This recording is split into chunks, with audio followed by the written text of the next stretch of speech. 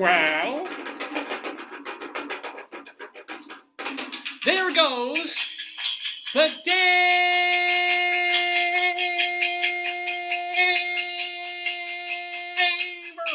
Good morning, everybody. I actually phlegmed myself while doing that. Good morning, and welcome to the 900. I just have to say, I like that you now use phlegm as a verb.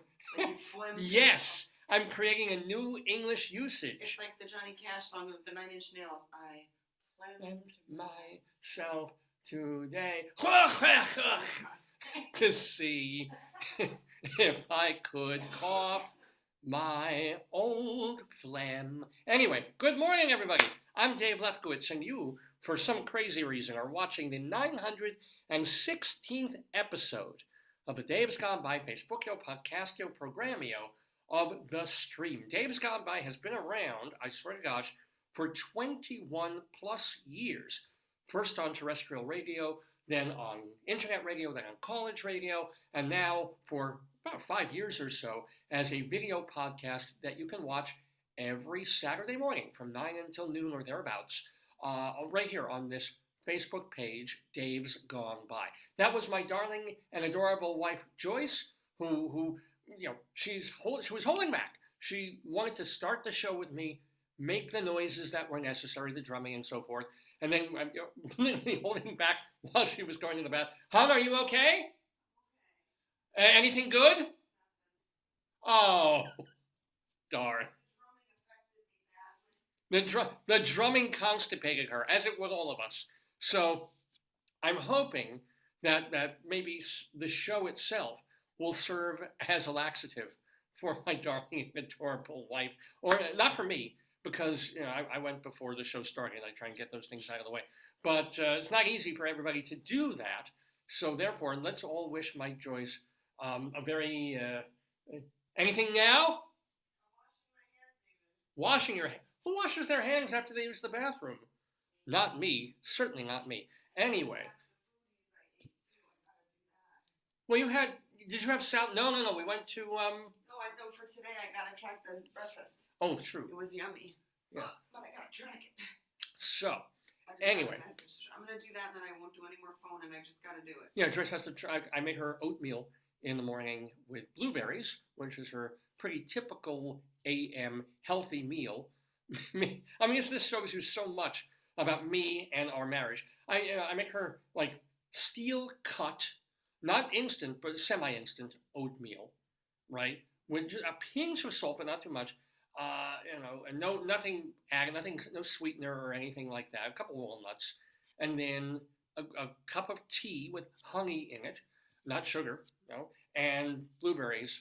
Me, I have a cup of coffee that's like half milk, although it is 2%. Half milk, the other half sugar, and the third half, a bit of coffee. I like the Lavazzo coffee with a slice of pecan pie. This should tell you everything you need to know about why Joyce is going to live to 90, and I'll be dead by the time I'm 71. But I will enjoy the food of my life. I do too. Well, no, actually, I like oatmeal. I do, and I like walnuts. I'm okay with tea. I'm not crazy about honey. Or there's something about honey that is just so like, it's like we have this different palate.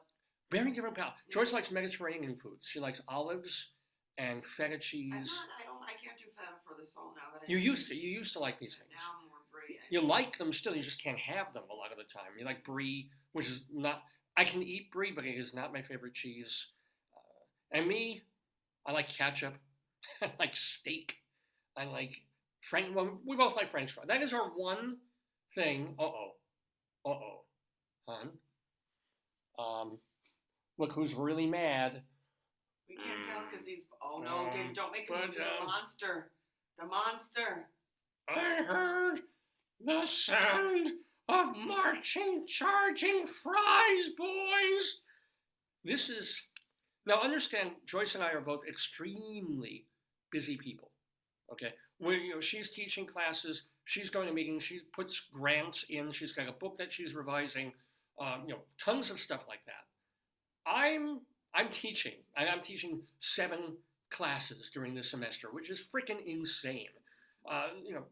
6 of them are the same class, thank goodness, but that does mean I have 120 papers to grade. How did you go from him to rambling about your school stuff? Because I wanted to compliment you, dear, and tell them that despite our insane schedules between mid-August and early December, Joyce found the time. Did you lose his whiskers? Oh, no. Wait, that's his. Those are... Where's his whiskers? Oh, I think they fell a while ago. Oh, or maybe they're on the landing in the, the place. I don't know where the whiskers are. He had whiskers. Oh well. Well, he didn't have whiskers. So for Halloween, which we don't actually celebrate, but everybody else these days celebrates. So to be fun and to have something in our front window, God help. We had one that had fangs. That was from last year. And then we had the Grand Knish, so we already had started the trend. Yeah. So last year we had just a couple of things in the window, and I do like to put some potatoes in the window because... Well, no, I used to have a bunch, and then you're like, no, and I have 1 or 2 in the window. Because we don't want people like gawking. People might want to steal them. We don't want people gawking. If people see them all and they're not in costume, they might want to steal them. Oh, but if they're in costume... Costume hides them. They're not... We don't know who they are. But don't the hats count as a costume? No, but we don't know who they are when they're wearing them. I look at me like, no. Hats to keep your head warm. So Joyce designed costumes for about a dozen of our potatoes. More than that. And this was her crowning achievement. The I like the witch and the lobster too. They're very cute. I mean, I couldn't bring them all up, but this just had a certain level of wit to it. Franken-tater. You can see the eye. And then I swear to you, yeah, they copied. Joyce thought of this. Yes. Joyce, out of her creative mind, because she used to be a camp counselor. I also was just looking on the internet, and I said, what are some images of Halloween? And I saw a lot of Frankenstein costumes for people. Yeah, but did they do? They had like green makeup, and they had like those. The bolts, no, but she came up with this idea of putting the potato's face through the mask. Yeah. 2 days later. Mm-hmm. We're driving through our neighborhood, like a quarter mile from the house. Mm-hmm. And there's this family, this woman, I guess, who has, and this is year-round, on her front lawn, she has a little duck statue. What is it, a statue? What do you call it? A duck decoy toy. Lawn ornament. And on this duck lawn, she's always dressing it up. One time, I was dressed with tarot cards for Halloween as the soothsayer. Right, and she did... It was really cute. Back to school with a knapsack and everything, a t-shirt. And then in April it had a little, like a raincoat with a rain hat. Yeah, she dresses it for the seasons, for the holidays. It's really cute. And it's a duck on the front. This is the kind of neighborhood we live in. So, and she does this. We come there 2 days. It's not a real duck. It's a toy. Just tell people. It's not an actual, or a goose or a swan. It's an actual duck. I would like to make Potato's pop-up book. Oh, well, go ahead. The scissors in my room, though, and the construction papers over there. Yeah. But we pass the duck on the lawn, and it has the eyes. Literally. Yes, and the eyes and the bill sticking out of a mask, just like this. Have we called a lawyer? No, they said we can't copyright Frankenstein. Oh. It's true because, I mean, let's face it, the Frankenstein monster idea does go back to, Mary Shelley and then James Whale, the film director. So perhaps we cannot sue our neighbor from a couple blocks away for stealing Joyce. They stole Joyce's idea for. They took Franken-tater and made Franken-duck. I am. You know what? What? What? Maybe I just went viral. That could be true. That's what it means when you go viral, honey. Maybe there's all over the country other people. Yeah. Oh, the sloths and the chicken and the other chicken. They were, and also it was kind of disgusting. But your dental floss was stuck all around them. I had to peel off your dental floss. It's not disgusting. It pulls things out of my teeth. Those things are disgusting. Not for them. I reuse dental floss, but that's how cheap. I mean, have you ever wondered if I'm Jewish, people? I literally, I don't just take a piece of dental floss, use it and throw it, floss, and chuck it. As long as it doesn't come apart and turn into silt, I kind of I keep it near me. It's my teeth, You're learning much more about me than you ever, ever, ever wanted to know, ladies and gentlemen. But so Joyce made that costume. She also made, and to be fair, this is designed, the wings we bought, okay? We kind of, you know, we're going to have to skimp on groceries for 2 or 3 weeks because we went to the dollar store. It was the dollar store. Yeah. So skimp on groceries for a couple of days in order to buy Potato his bat wings, and we had him perched on a lamp in our front. Next year, if we could get him on like strings and have like a fan going so that he's bat flying. Wouldn't that be the Joyce is just humoring me at this point. She's like, yeah, let's do that. But honest to God, because people know and realize that I'm the eccentric, crazy one of us. It was her idea to do all the costumes for the potatoes. I just like potatoes in the winter. I just like potatoes everywhere.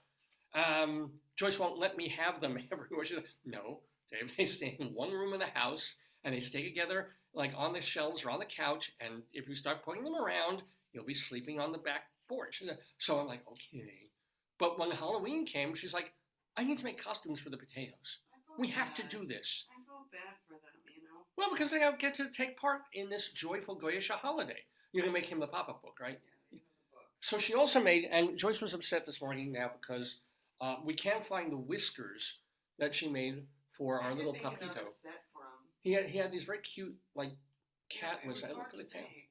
Well, yeah. But look at the tail. Isn't that the most adorable thing? Oh, you brought up also the hippo. Well, the hippo, this is very cute. This is really sweet. I can't really reach him. Sorry, folks. Nothing to do with the potatoes, but she also put, and this is really more for Valentine's Day. Wait, was this for, what did this represent? He's just wearing a costume of hearts because he looks so mean. It was just a costume at this point. We weren't going for the, because I begged her, I said, Joyce, we have so many more potatoes, we have so many more options, since we're just doing dress up and not scary Halloween costumes, what about, where's Sexy Nurse? You know, where's French maid potato uniform? I think those would be amazing costumes. But Joyce was not convinced. They have to be kid friendly because they're not babies. There's nothing not kid friendly about, you know, sex. Scrub nurse would, as long as we give the potato some cleavage, and then it'd be really kind of cute and hot. You don't think? No, she doesn't think. Anyway, oh, I just hit the computer there. You're watching Dave's Gone By with me, Dave Lefkowitz, my darling and adorable wife, Joyce, and all of you tuning in on this Saturday morning. It happens to be, well, I blocked my notes with the potatoes here. I'm sorry about that. Where are we? It happens to be Saturday, November 4th, 2023, and we're calling this episode Right Now.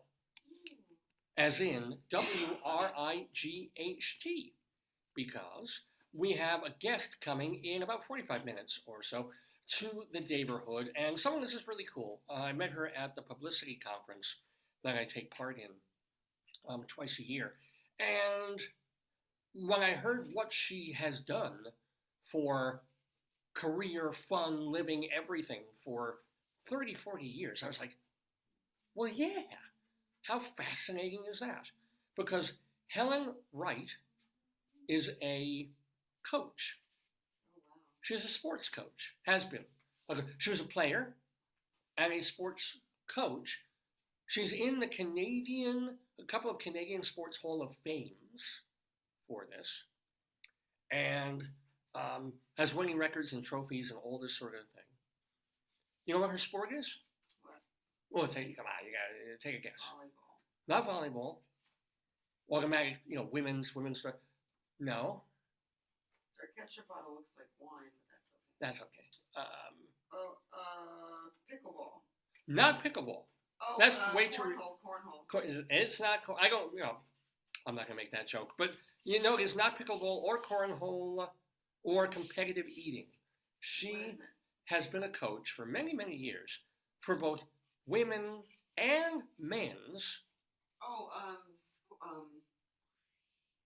What's that? the one they play on ice. Oh, not hockey. That's a good. Not hockey. The one they play on ice. What else do they play on ice? The one that we made fun of with the Oh, curling. Thank you. No. Yes, no. If she were a curling coach, I would be interviewing her myself. That's what I thought. I wouldn't even do Rabbi Sol Solomon. No, it would be me just to talk about curling. But no, she has coached men's and women's rugby.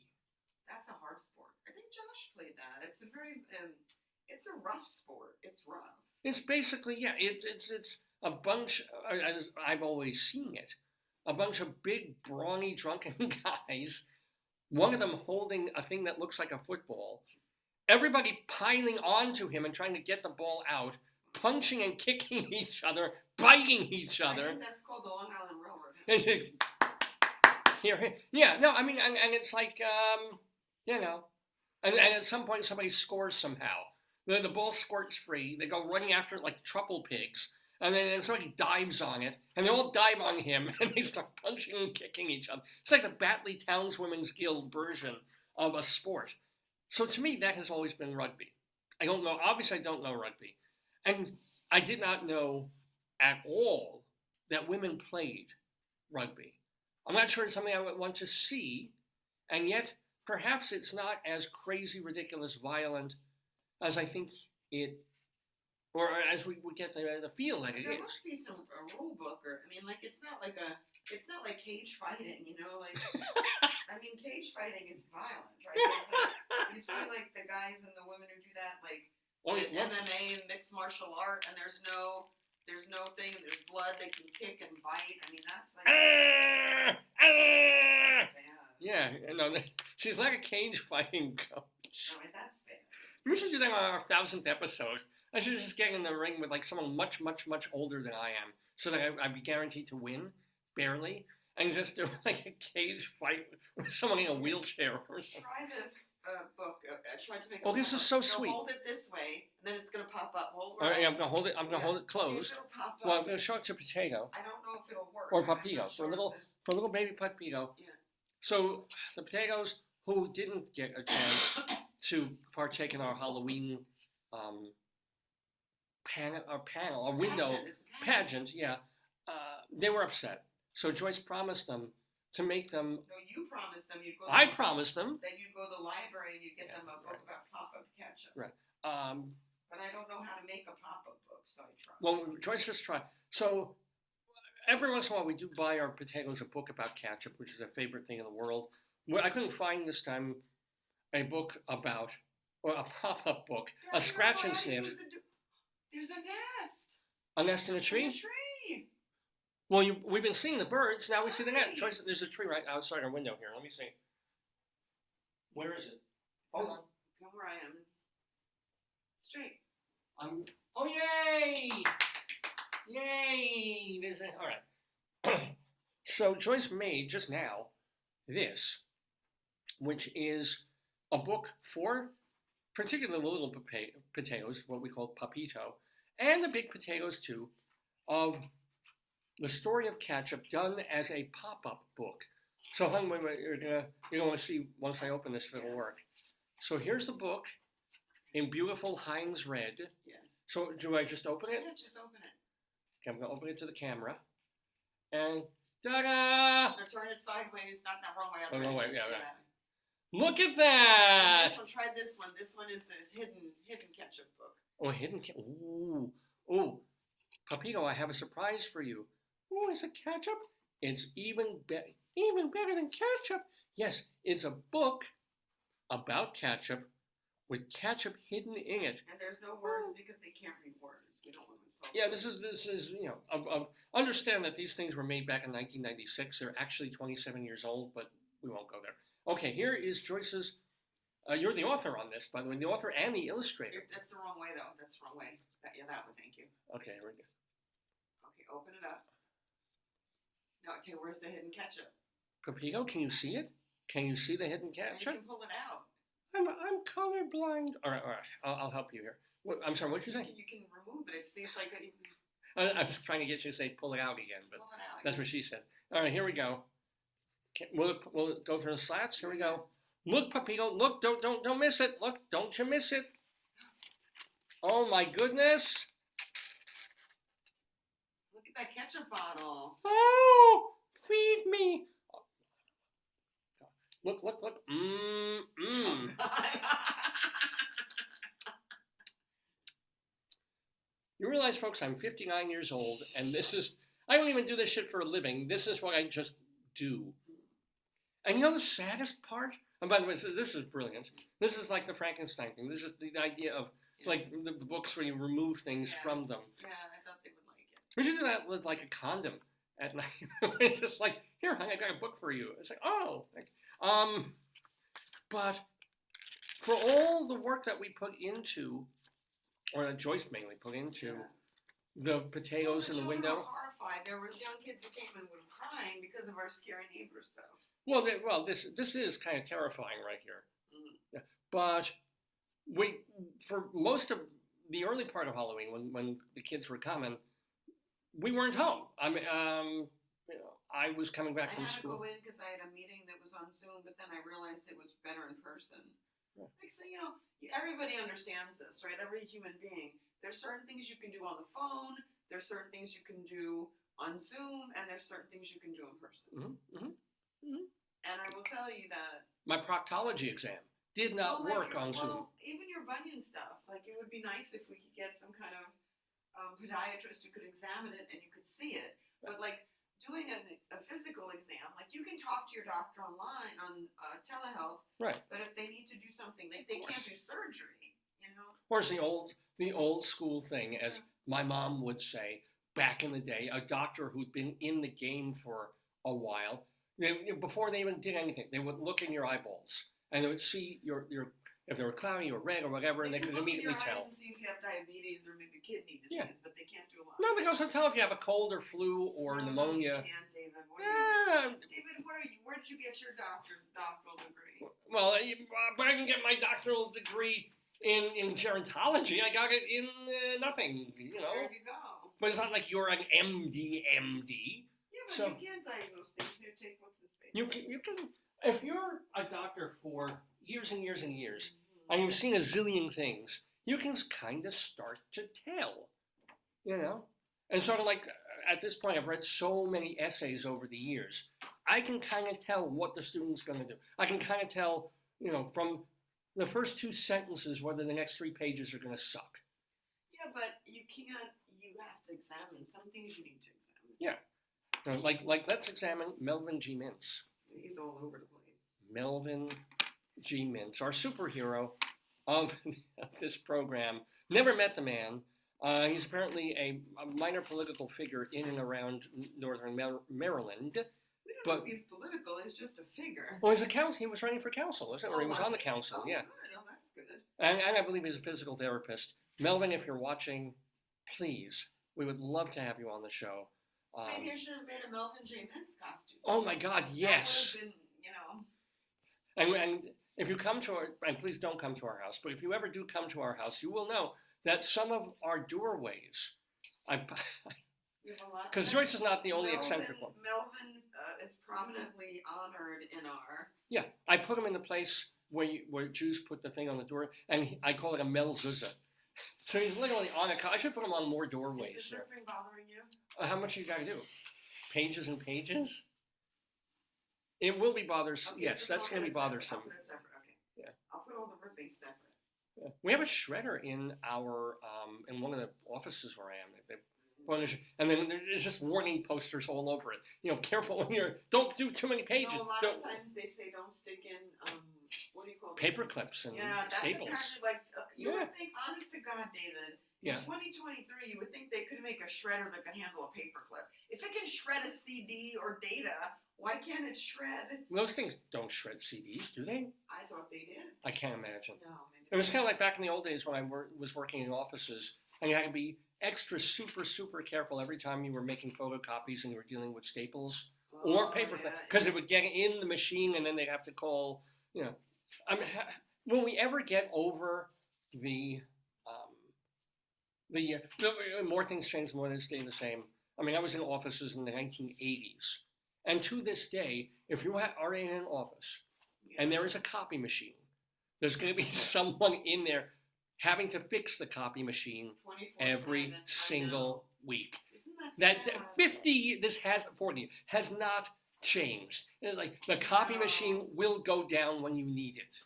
I know, that's so depressing. Well, just the way life works. But the depressing, not depressing things, but Joyce and I weren't really home at the main time when kids were coming through our neighborhood to trick or treat. I mean, we bought the candy, ton of it, and then and we had all the stuff in the window, and here we are, and suddenly when it's Halloween, like personas non grata, and by the time we got home, it was already dark, and we didn't want to stand by the door, beckoning people in, because what also was happening was 3 houses down, we have a guy who Joyce assumes just works in, He's got it. like, what kind of business is it? Like party planning.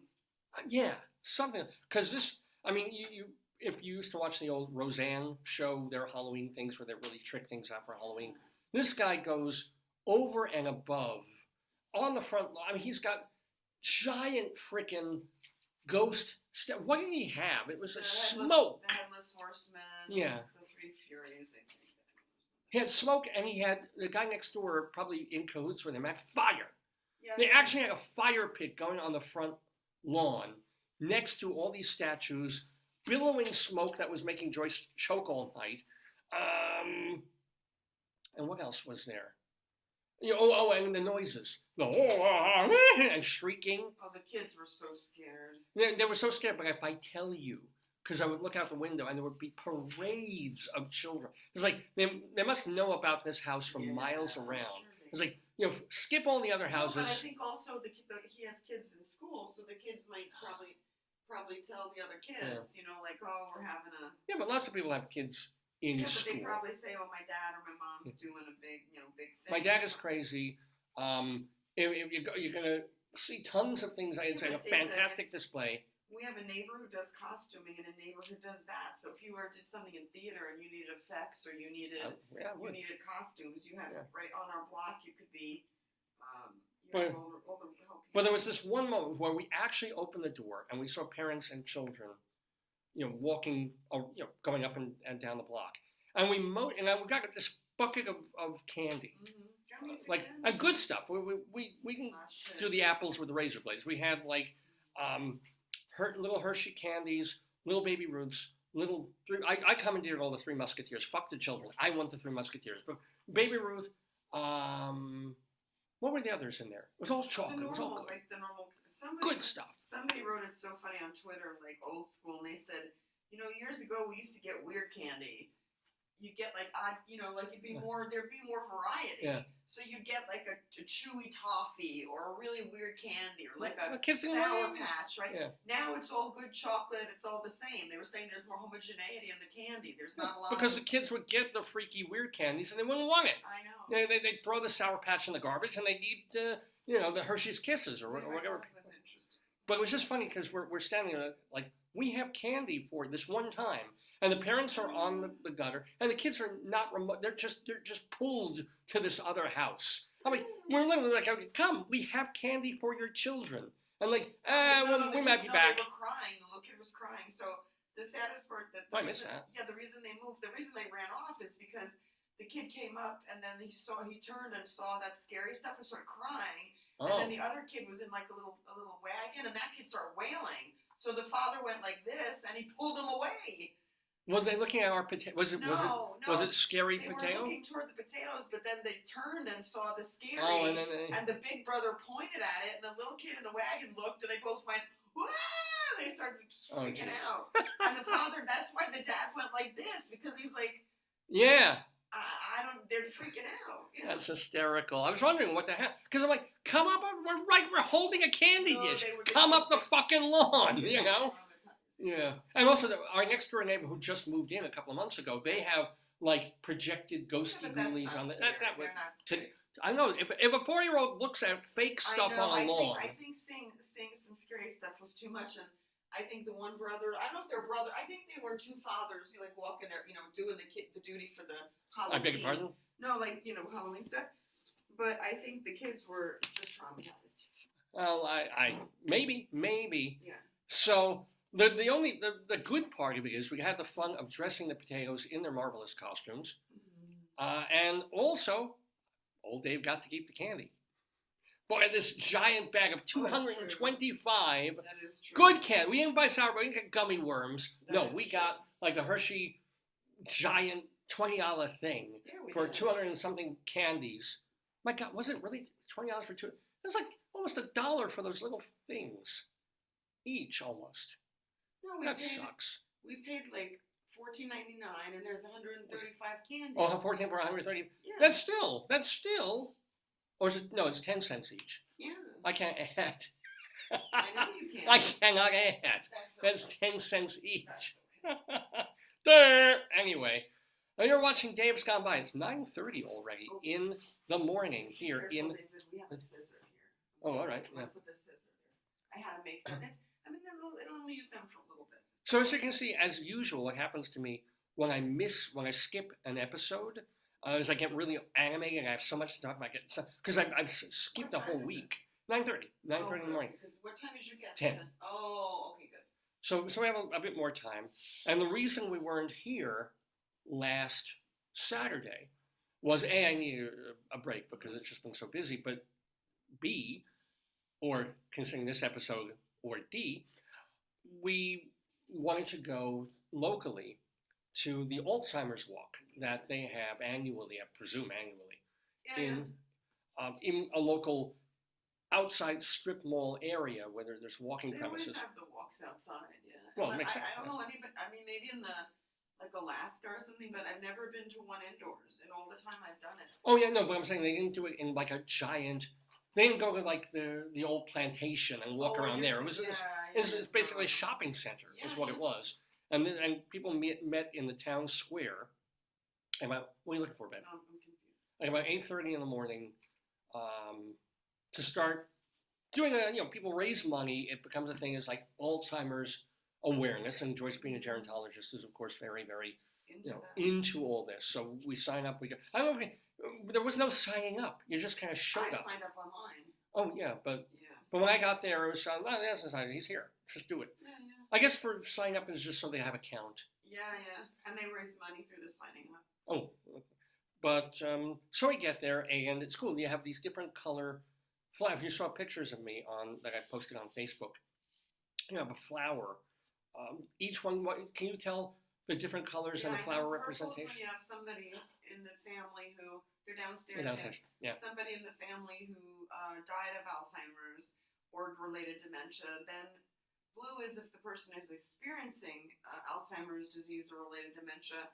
I think orange is an active caregiver, or yellow, I'm not sure. But and then at the end, the kid comes out with the white flower saying, like, there'll be people who survive and recover from it, like the future. Yeah, like the white flower represents the hope. Yeah, and it wasn't. By the way, these were plasticky, canvasy flowers that you all. Everybody was given one to hold. People were wearing purple.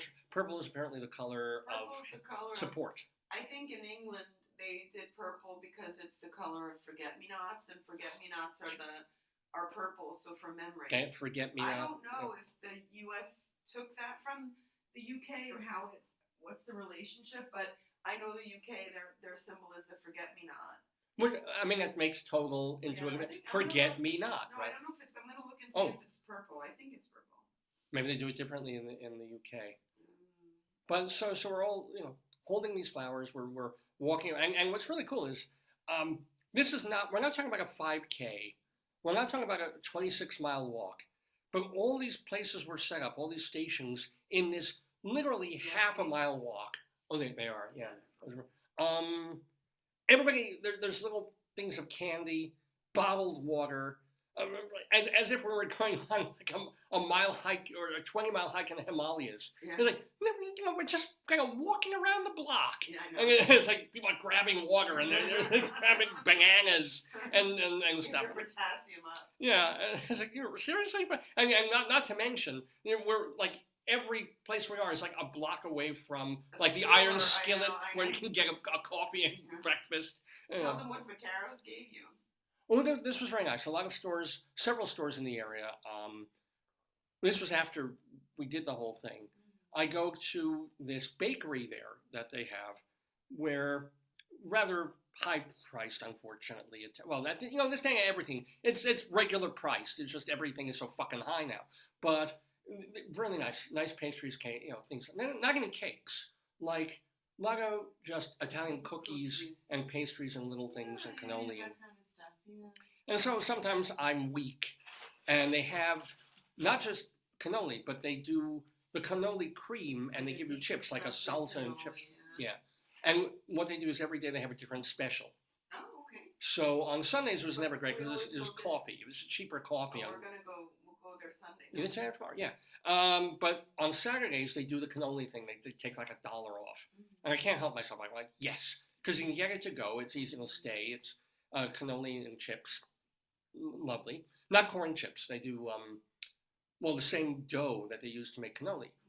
This is very, very nice. And like, well, you get a free coffee and cookie today. I'm like, what do you mean I get a free coffee? Because they could tell I wore my purple shirt, and I think I was still carrying the flour. I have the flour in my, huh? Probably. And they're because we're anybody who took part in the Alzheimer's walk, we're giving a free coffee and a cookie. And I'm like, thank you very much. Yeah, That was really, really nice. It made me think, shoot, you should have come into the store with me. You would have gotten a tea or something. Well, they don't have tea, I don't think, but you could have had. Or at least you would have gotten another cookie, which I would have eaten. But they also gave me a mission because I don't eat anything. They gave me the tea for free. The Mission Barbecue did the same thing. Because we went really early, and I was really depressed about it because. You were depressed? Because it's in the same shopping center as Mission Barbecue. And Joyce promised, like 2 weeks earlier. Well, you're bitter. I was bitter because great, I've got to walk for all. I don't do these things. I don't want to do these things. Even a short walk. I'm not going to waste my time. How does this even do anything? This doesn't cure Alzheimer's at all. And it lets people know that Alzheimer's exists, like we don't know. And the people who have Alzheimer's forget. So I'm like, what's up? But Joyce is like, it's in the same shopping center as Mission Barbecue, and that's going to be your reward. And I'm like, yeah. And then later on, it's like, well, what time does the thing start? And it's just 8:30, and then we start walking at 9:00. Yeah. And how long does the walk take? Well, it should take about half hour, 45 minutes. I'm like, yeah. And what time does Mission Barbecue open? I mean, you know that. I know what time Mission Barbecue. It opens like 11:30. And I was like, so Mission Barbecue is not going to be my reward. Aww, poor honey. We're going to be finished. You'll be over. And barbecue. And you just got over the fact that the black plate is meatloaf. Don't get me started. Do not get me started. Recovered from that, yeah. But we finished at noon. Well, we shopped. We did right. food shopping. Joyce made sure, because she knew the mood I was in, she was like, we'll go to Marshall's, we'll go to this, and by the time we were done shopping and getting our crap at Wegmans, I was like, hey, it's like 10 to 12. Yeah. They're open. And old Dave was like, yes, they are. Dave's going to get his reward. And I went over to Mission, and I still have not forgiven them for replacing their black plate special where they were doing rib steaks. Honest to God, rib steaks, delicious rib steaks for $13. You get a steak. I mean, I was bitching about prices before. Not bitching about that. That is a great price for a delicious piece of meat. Yeah. God bless. Mwah, mwah. And for weeks they're doing this. And then, I talked about this on the air because I was livid. And I came on the air and said, every couple of weeks they change the black plate special. Well, what's their new black plate special, right? At least it's not shrimp. At least it's not shrimp, like it was one time. And they changed it to meatloaf. But what did they tell you? What did they tell me? That they bring the steak back every 6 weeks, right? No, they didn't say that. That's what they said. That would be God, intervening from the heavens. No, they said the black plate special changes every few weeks. So we don't know if steak is coming back. It may not. Wow. Now, if they want to do a black plate special of ribs, and I think that's such their specialty, they wouldn't do that. But meatloaf. I like meat. I have made meat. In fact, I have chopped meat in the fridge that I need to make into burgers or meat. I like meatloaf. It's good. And theirs currently is smoked. Oh wow. Smoked meatloaf. That's different. It is different, and it's I'm good. I don't care. It's not a rib steak, and their meatloaf is $11 for a plate. Wow. I don't know how much they give you, but it must come with sides. yeah, well, they probably give you a piece of cornbread, and that's like they do with. I don't believe they can just give cornbread. Well, that's what they do with the rib steak. Yeah, but that's big. I mean, what did they give you with the shrimp? Just the shrimp? I don't know what the hell they gave me with the shrimp. Maybe like What comes with the smoked meatloaf wax plate special at Mission Barbecue? This is important, folks. Hold on. Hefty helping. Oh, it's just a help. Hefty. Of course, it's hefty help because it's fucking meatloaf. It's not a rib steak. You know, and we all know. I mean, maybe Mission Barbecue uses higher quality meat even for its meatloaf. But see, you can grind up pig snouts and anuses in meatloaf with the right spice. You can tell. Yeah. Oh, it looks nice as meatloaf. It's like 2-3 slices of meatloaf. Yeah. All right. Studded with onions and peppers, it says. Well, when I went to Mission, and I gave and they're all very, very nice there. They're all very helpful. They're all trained really well. But I go to the guy and I give him the stink eye and say, yeah, okay. Yeah, you still got this flat plate meatloaf special, don't you? He's like, yeah. I was like, and he knew from the look I gave him and the look he gave me back, he's like, yeah, meatloaf is not rib steak. He knew, I knew. And he told me, and I assumed that the next black plate special would be turkey because we're heading on to Thanksgiving. Yeah. And I said, no, not necessarily because they do a turkey special anyway for Thanksgiving. It's like a special, extra. separate thing. I'm like, aha, hope. There's hope. There's hope. But he said, yeah, we still. And I asked him, and they were very kind to give me a sample of the meatloaf, so I could try it because I knew I wasn't going to order it. You're there every weekend. Let's be real. I'm there every when they have the black plate special of ribs of rib steak, rib eye, right? But he gave me a little thing to taste, which was very nice. And I'm like, this is very good. And now I'd like to order some ribs, please, because it's fucking meatloaf. It was good. It was smoked. It was very tasty. People are ordering it? Nobody ordered. No, actually, the thing that shocked me in the weeks before, I seem to be one of the few people ordering the rib steak.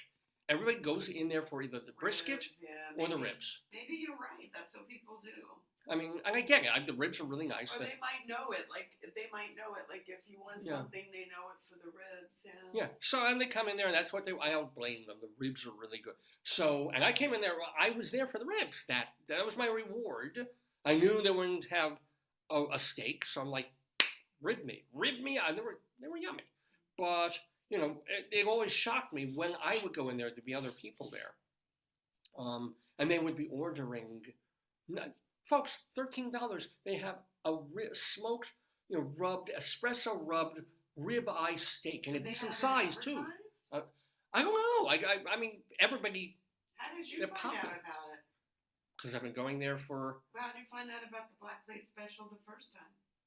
The board. Oh, okay, good. It says. You walk in there and it's the menu on the board, okay, good. And they have and the ribs are pricey. I was just wondering if they advertised it in the shop, No. I mean, there aren't, and you don't really see it anywhere. You have to go on their Facebook page to know what they're. But if you go in the store, it's almost like a fast food place. You see, there's like, this is what 3 ribs on the bone costs. There's 5 ribs on the bone. This is per pound. This is baby back. These are spare, and you can also get brisket. This is what this is. And then black plate special. Boom, meatloaf. Meatloaf. You don't like it? Oh no, it's actually very good. But why would and you know what? If the black plate special of meatloaf were about $7 or $8, I would totally do it. Or they put some stuff with it. Maybe if they gave you like a potato or dessert, something. They said their desserts are very, very good there. I'm not a big salted caramel guy. It's not my thing, but who knows what. So 1 or 2 more weeks, we have to endure the Mission Barbecue Meatloaf Crisis. And then we will see what we will see. I mean, it could also be a chicken black plate special. We don't know. How do we get there? Oh, but I did get rewarded the day that we walked for Alzheimer's by eventually going to Mission Barbecue and grabbing some ribs. So that made old Dave very, as did grabbing the occasional banana and candy. In the bathroom and you forgot to get my, because it's Alzheimer's Walk, you forgot to get my what, your tea? iced tea, and then we went there and they gave me a free tea. That's right. Yes. Yeah. Well, I hadn't finished the order yet, but I you was. Paid. I you paid. Paid already. Oh, that's right. I forgot. You paid. I forgot that I forgot. Yeah, that's Alzheimer's. But yeah, right. And then Joyce comes out of the thing and it's, oh, right. Can I please order an unsweetened iced tea? And he just hands me a cup. And again, it was because of the walk, the Alzheimer's walk. So it was very nice. And the walk itself, it would have been a little bit nicer to have a guy, of course, who had to come out and give a speech and introduce all these, the mayor and the dignitary and the chairman of this foundation, the chairman of that, like, okay, fine, on the loudspeaker. And he was just going and going. And the thing was, it was almost record high temperatures. It was beautiful that weekend. So at about 8:30 in the morning when we got there, or we got there like 8:15, it was chilly almost. It was cool. It was gorgeous. By the time we finally got to walking, which was like 9:30, now the sun was out. Now everybody was shit. Now it was 75 degrees. And we're like, just shut the fuck up and start the walk already. And they had like a radio station, as they always do, and they were just blasting, like, we are family, and whatever else there. But which was fine, except you would, as you were going around, you passed by the speakers, which was just like going right into my deaf ear, which does hear amplified sound. It just doesn't hear regular sound. So I'm like, I'm literally like closing off my deaf ear as we're walking around. And it was nice. And we go patrolling around. And even you were like, as we get through about 3/4 of the way through the whole thing, we're like, do we really need to go to the finish line? No, let's just get to the shops and do this, which we did. But it was a very nice morning. And that is why Joyce and I were not on the air last week. We proudly marched for the cure, hopefully. To end it. Or if not the cure, then the... Depeche Mode. That's good. What do you call it? Treatment and care for people and help for people with Alzheimer's and related dementia. Your grandma didn't have Alzheimer's. She had a different kind of... She had a thing where her skull got thick and it affected the brainstem. I have a thing where my skull gets thick. I mean, I think we all know that. Anyway, you're watching Dave's Gone By with me, Dave Lefkowitz, my wife Joyce. We still have also not only Helen Wright coming on the show to talk about rugby. Yeah, right? Yeah, I mean, she's in the Hall of Fame in Canada, but Canada doesn't really count, but still. And she'll be talking to the Jewish Rabbi Sol Solomon. Who does not do sports at all. The Rabbi said, no. Rabbi was like, I lift the fork, I eat. Does he understand, or how are they going to discuss rugby? You should have had your cousin. Oh no, Josh played lacrosse. Lacrosse is different. Yeah, I know. Quite I just different. realized that in my head. The Rabbi Sol, he could talk about rugs. It's like he had a rug in his first apartment that he still uses for his bath towel because I think that's going to be a very strange interview. I'm hoping it is. So stay tuned for that. Stay tuned for Greeley Times, which is based on a newspaper column out of Greeley, Colorado, all about interesting crime activity that is reported to the local police department in northern Colorado, or Rado, as you please. Plus, we have our Colorado Limerick of the Damned. And this week we're going to Karval, Colorado. Not Karval. Oh, if Mission Barbecue could combine with Karval, I would eat there every day. Maybe that's their dessert. Because it would go. They don't do it. They don't have ice cream. But wouldn't it be great to have ribs followed by ice cream? That'd be the ultimate summer dish. Like spare ribs. Not for me. Well, for me. Followed by an ice cream sundae. Oh my God, that's heaven. I'd start looking like a Wisconsinian with like 800 extra pounds, but I wouldn't care. It would be too good. How can I get on? Oh, Karval. Karval Colorado. We'll tell you about it, and I have a disgusting, horrible, evil poem to share with you all about that, our Colorado Limerick of Damned. And why don't we do this now? Okay, whatever you want. Because Yeah, we have a 10 little bit of time. minutes. I have 10 minutes. Yeah, she said she would log in a little early just to make sure that she could. So I'm hoping. I haven't gotten any emails to the contrary. I don't have your phone. Yeah, she probably. Well, my phone is actually up here, so I'll make sure that she hasn't. Oh, honey.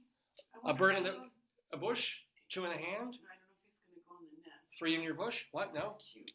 I haven't seen the frog video. Speaking of which, apparently there's a viral video on Twitter or something about somehow this happens of a cute little frog, and great, okay, a frog, and it's on a woman's thigh, and within about 2 seconds. David, I don't think it's true.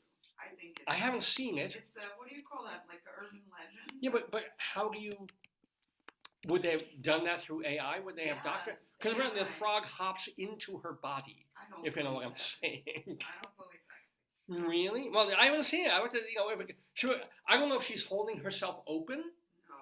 so that Kermit I can. think this is like people are doing the AI. We saw the thing about the high school where they made AI Oh, yeah. naked photos of others. I mean, like, and we saw the AI, like, was it Tom Cruise or one of them? They did a whole like video of AI, and it wasn't him. Oh my God! And there's also the AI pictures of Trump now, Yeah. where he's surrounded by. So maybe the AI of the frog leaping into a woman's vagina. It's like, and then the frog left out again. What kind of And the frog's like, oh, I prefer the ocean because it doesn't smell quite so much of fish. That's not funny. Yes, it is pretty funny. But anywho, so how did I get on the frog leaping into I the have woman's no idea. cooch? I don't even know. Probably you're scratching your legs all the time. Man, that could be it.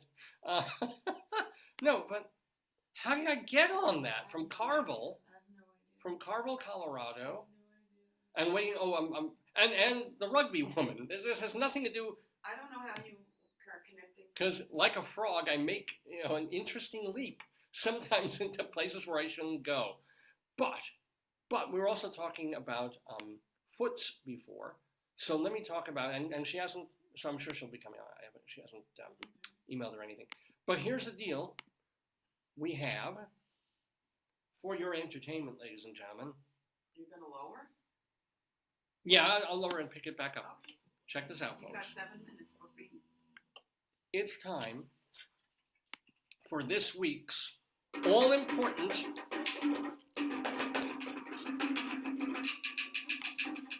where is it? Bunion Watch.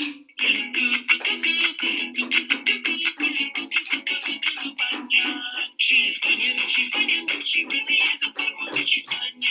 Listen, doctor, to my plea, it's time for bunionectomy. Bunions, therapy.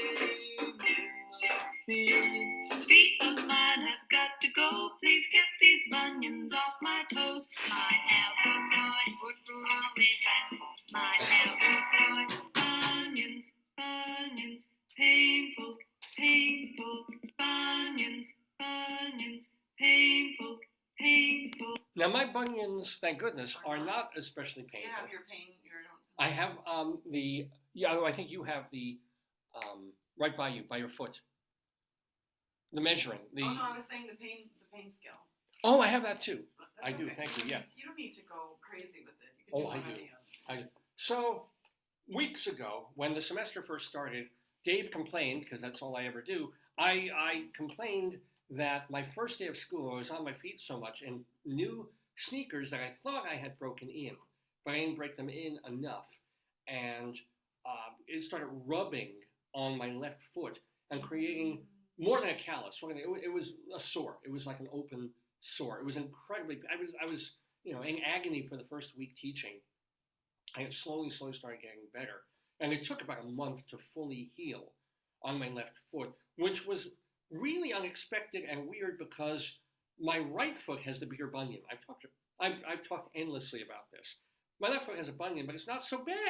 Usually it's the right foot that is more problematic in shoes because it tends to rub more. It's the same size shoe that I wear on each foot.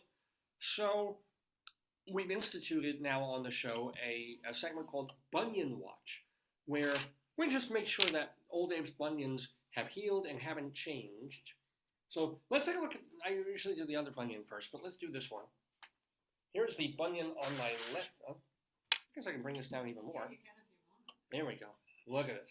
Look at, there's the bunion on my toe. Baby Bertha. This is Baby Bertha. This is my left foot bunion. This is the one I can't. I'm gonna have to move my chair too. Yeah. Oh, maybe move some stuff. So there it is. Lovely, but no pain. No pain. And again, it wasn't bunion pain that I suffered. It was rubbing of the skin by the shoe. Yeah. And then of course I've got my big Kahuna monster bunion on my right foot. Look at that. Look at that. This is Bunion Watch, my friends. Crazy. So every week on the show, we kind of add. Look at that. That's amazing. We sang it. This is from the other side. There we go. And yes, I'm wearing shorts, ladies and gentlemen. So here. That's so you could show your bunion. There.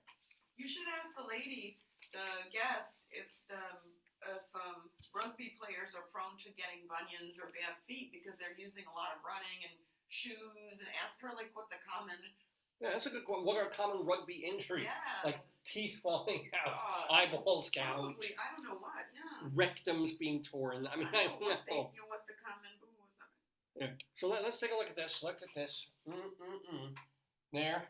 And we can try and measure this, but it's not easy. It's small. Your bunions are small, honey. Not my right foot. We need to get a centimeter one. This No, this doesn't. doesn't. No, we need a better one. Oh, We'll get yeah. a better one, yeah. Because it's, We need a smaller increment. here we go. Doing the old bunion I'm measurement. curious to see what the most common injuries would be. Yeah. My bunions are the same size as last time. Oh, good. I'm very happy to report. And on the pain scale, Yes. Joyce designed this pain scale for Just me. for you. Happy, no pain, no sores, no rubbing of the feet. Yeah. And I still alternate on the weekends I wear a different pair of sneakers so that I have a different, they suggest that you do that. So, Dave's bunions are just fine. Anyway, it's almost 10 o'clock Eastern Time in the Daverhood. You're watching the 916th. Come rise with me. May the table rise with you. May the table rise with you. So, we're watching the 916th episode of the Dave's Gone By Facebookio, Podcastio, Programmio of the stream. And, I'm getting a little worried now. So I'm just going to email our guest to remind her real quick. Because she said she'd be logging in early. Send her the link. Yeah, I sent her. Now I'm just like, I'll resend her. Let me look on your phone. Yeah, please do. Da. I can check your email on your phone. No, this is from a different account that's on the phone. I mean, she has my Gmail, but she's using the other one, which isn't freaking.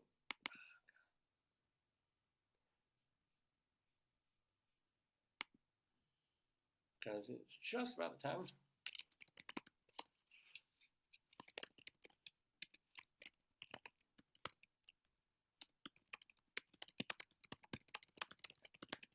Real quick. Would she text you? I think she has my phone number for emergencies, but I also told her just to email and whatever. So let's just hope, because she should be here. She should be here.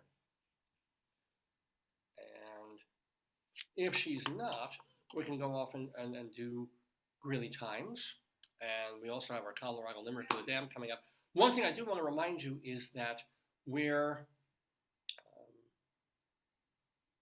I mentioned at the very beginning of the show that this program has been on the air since 2002. We've been on for 21 plus years now. Yay. We're starting on terrestrial radio, but maybe you want to hear what this show sounded like when we first started, like the first year we were on the air. You can.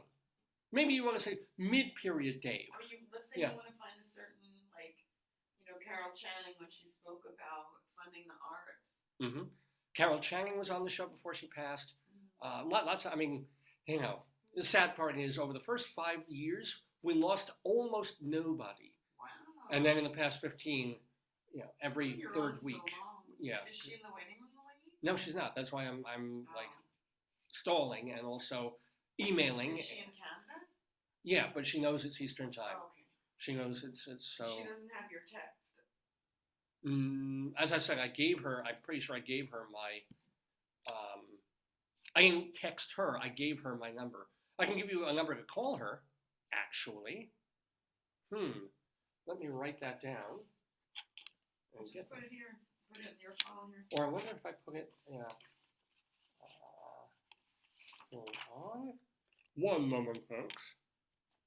Who called you on October 25th? I don't know. Who did? Just give me a moment, folks. Just put it here. Put it here. All right. Put it in your phone and I'll call. Because on her official site, and everybody can find this, but where the heck is her site? One moment.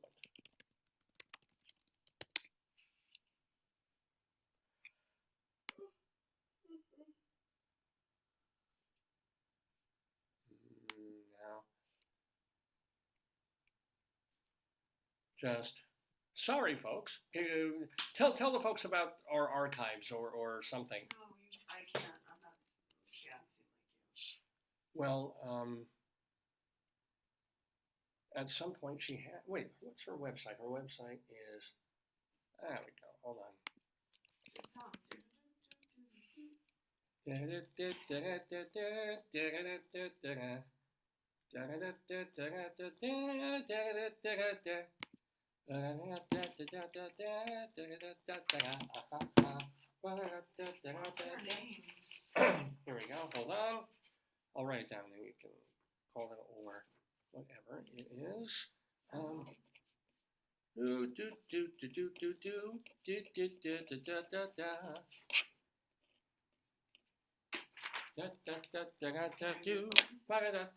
But use my phone, not yours. Yeah. Okay, so. Your office, I'll shut the door. Yeah, thank you much. Because maybe she's trying to log on and can't, and people do have issues of doing. Anyway, so where was I going with this? Where I was going is to remind you that our audio archives from the first 15 years that we did the show, we were radio or internet radio, and those archives are still available. If you go to davesgoneby.com. Now, for about a week, our site was down. We had some WordPress issues. We had some site issues. They finally got fixed up. Yay. Site is working. Yay. Which means all our archives are working. Which means if you wanted to hear our 27th episode, which I imagine would have happened early in 2003, you can do that just by going to davesgoneby.com. If you wanted to hear our 427th episode, whatever that was, it's there. All you gotta do is go to davesgoneby.com. Plus the last several years of our video archives. And we even have separate lists. We've got a list of where you can listen to every show that we've ever done. And then a separate place where we just keep the interviews. And even we have another list of our skits and our songs and stuff like that. So it's really, really well organized, I think. And available to you for free. There's no charge. It's just, we want you to have this content. God knows why. Now, if you want to patronize a really cool website called archive.org, which is a not-for-profit organization, archive.org, we have a channel there. Now, archive.org is dedicated to preserving arts, culture, literature from the past hundreds and hundreds of years. And basically, if it's public domain, or if they have permission, they will put it up on archive.org so everybody can partake and share. It's a really great idea. We're proud of the fact that we have a channel, the Dave's Gone By channel on archive.org. Same content. You can watch our show or listen to our show, every show we've done, plus all our interviews are there as well. And it's great to support them. It's also pretty great because for the past 2 or 3 years, the quality of the uploads that we can do, the quality of the physical 3-hour shows or 2.5-hour shows we're loading up is a little better because we have a limitation for using Bluehost and whatever and my site stuff. There's a limitation on the amount of data it'll allow me to upload or something. I don't understand why. I think it's ridiculous. But archive is essentially, you have a 2.7 gigabyte file because it's a 3-hour video show? Sure, load it up. And we do. So it's probably slightly higher audio and video quality if you watch us on our Dave's Gone By channel there. Plus, we have our audio archives for podcasts on castbox.fm. So you can't see the video there, but every show that we've done, the audio, if you're into podcasting, if you want to be on the go and listening, it's castbox.fm. Do check that out. So again, same material, really, in all 3 places. It's just, depends if you want to be on the go, you don't want to watch the show, you want to listen. Castbox. Aha! Thank you, hon. I think you helped her figure my wife to the rescue as always. We're going to get Rabbi Sol Solomon in the Daverhood to talk to Helen Wright. Let's get Rabbi Sol's music up so that he can talk to a very long-time rugby coach named Helen Wright.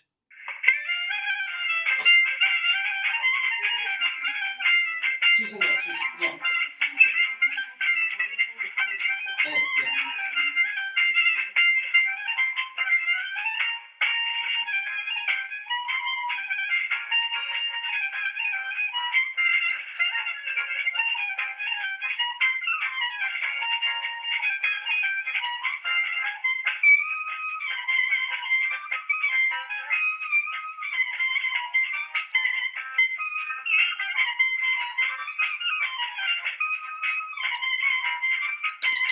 Oh, shalom. No, not shalom. Hold on.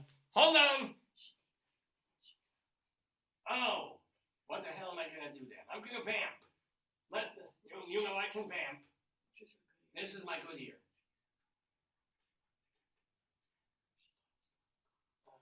All right. So I will talk to the people. Yeah, shalom. Oh, how you doing, everybody? I've got to warm up here. Welcome, everyone. I'm Rabbi Sol Solomon. Hold on. Apparently, I'm not my. If you come closer to the camera, they can see your boobs. If I come closer, they can see my boobs. I'm good. So give her what? 3 minutes? How long does she need? Good. Wait, she's ready? Yeah. Oh, that was quick. Good. Yay, I'm ready too. I'm Rabbi Sol Solomon, founder and spiritual leader of Temple Sons of Bitches in Great Neck, New York. And I'm thrilled and excited and delighted to be about to talk to a woman. It's always exciting for me to talk to a woman. But in this particular case, it will be a lady, a girl, and I say this very specifically because it's not a guy. Even though her sport for the past many, many years is one that we would associate very specifically with males. But no, she is definitely a female. She's here. We need her. Oh, say something so we know you're not muted. You're good. Hello, Dave. Thank you for having me. Rabbi Sol Solomon. Pay attention, goddammit. Sorry, Sol. Sorry. Shalom to you, Helen Wright. Helen, surprise everybody. Tell them what sport you have played and coached for many, many years. The sport of rugby. Rugby. A sport where basically people pile on each other. They go looking for a thing. There's a ball that scoots around from everywhere. How are you involved in a sport that is so, to my eyes, crazy, physical, dangerous, male, but not? Tell us. Well, so I started out just like most things in life start out as just sort of haphazard. So my husband played rugby and he wanted me to watch him all the time. And I said, I'm not so interested, right? If I could play, I would do it, right? And he came home one day and he said, oh, guess what? There's these women that play rugby. And I said, oh, well, I shot off my mouth. I guess I better go and participate. And at first I was scared, right? Because like you Yes. tackle, you hit people. I've assumed it was kind of pardon the expression, a bulldyke festival, but not. So I started to play, and I thought, okay, well, here's the deal, Helen. You play till you get injured, and then that's a legitimate, sort of way out of the game. And then I didn't get injured, and I was so challenged, and I was so pleased with myself on how tough I was, right? And it's a little bit like running a marathon. It's the accomplishment, it's the challenge, it's the confidence you get from actually doing that and doing it well. And then you kind of go, well, if I could do this, what else can I do? But how did you not get injured? Isn't it just basically people looking for something that looks like a football, piling onto it and trying to punch the ball out and then punching each other instead? Isn't that the game? There's actually rules to rugby, and so things like you can't hit a person that doesn't carry the ball, right? And also you're not supposed to tackle like above the waist, right? And so the stuff that you see on TV is not always a good replica of it's like the professional, wild and crazy stuff. In the regular game that's played in normal levels, it's all relative, right? So I'm playing against women who are about my size, maybe a bit bigger, maybe a bit smaller, right?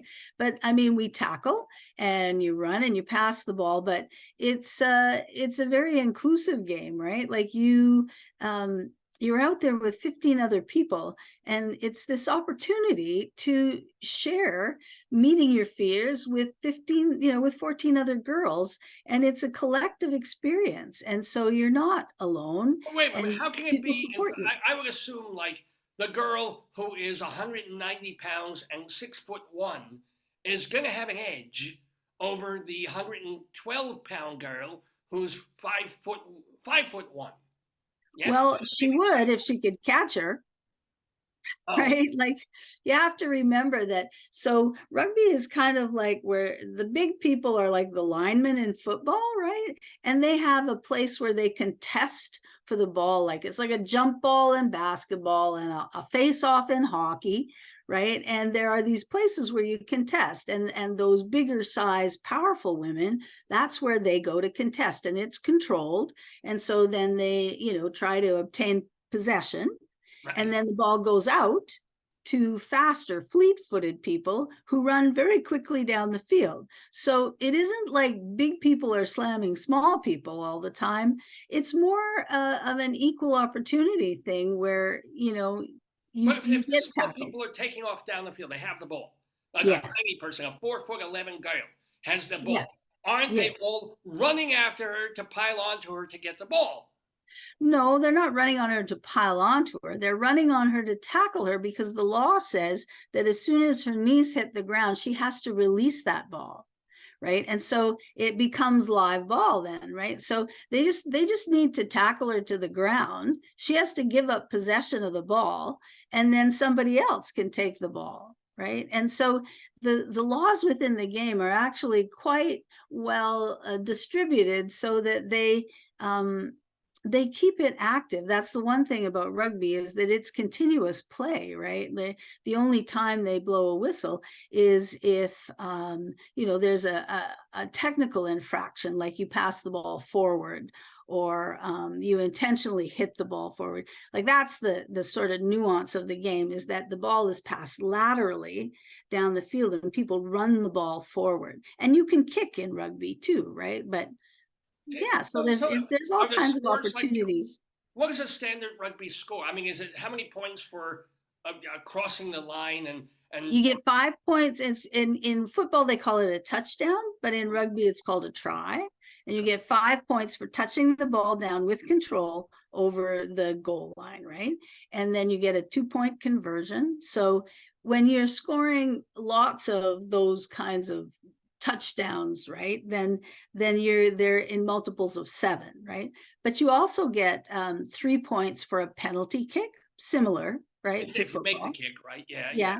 And there's a thing called a drop kick, which is the sort of epitome of skill in rugby, is that while the game is This being is where the played 6'1" girl takes the 4' girl and just kicks her over the. and punts her through the post. Yeah, right. Absolutely.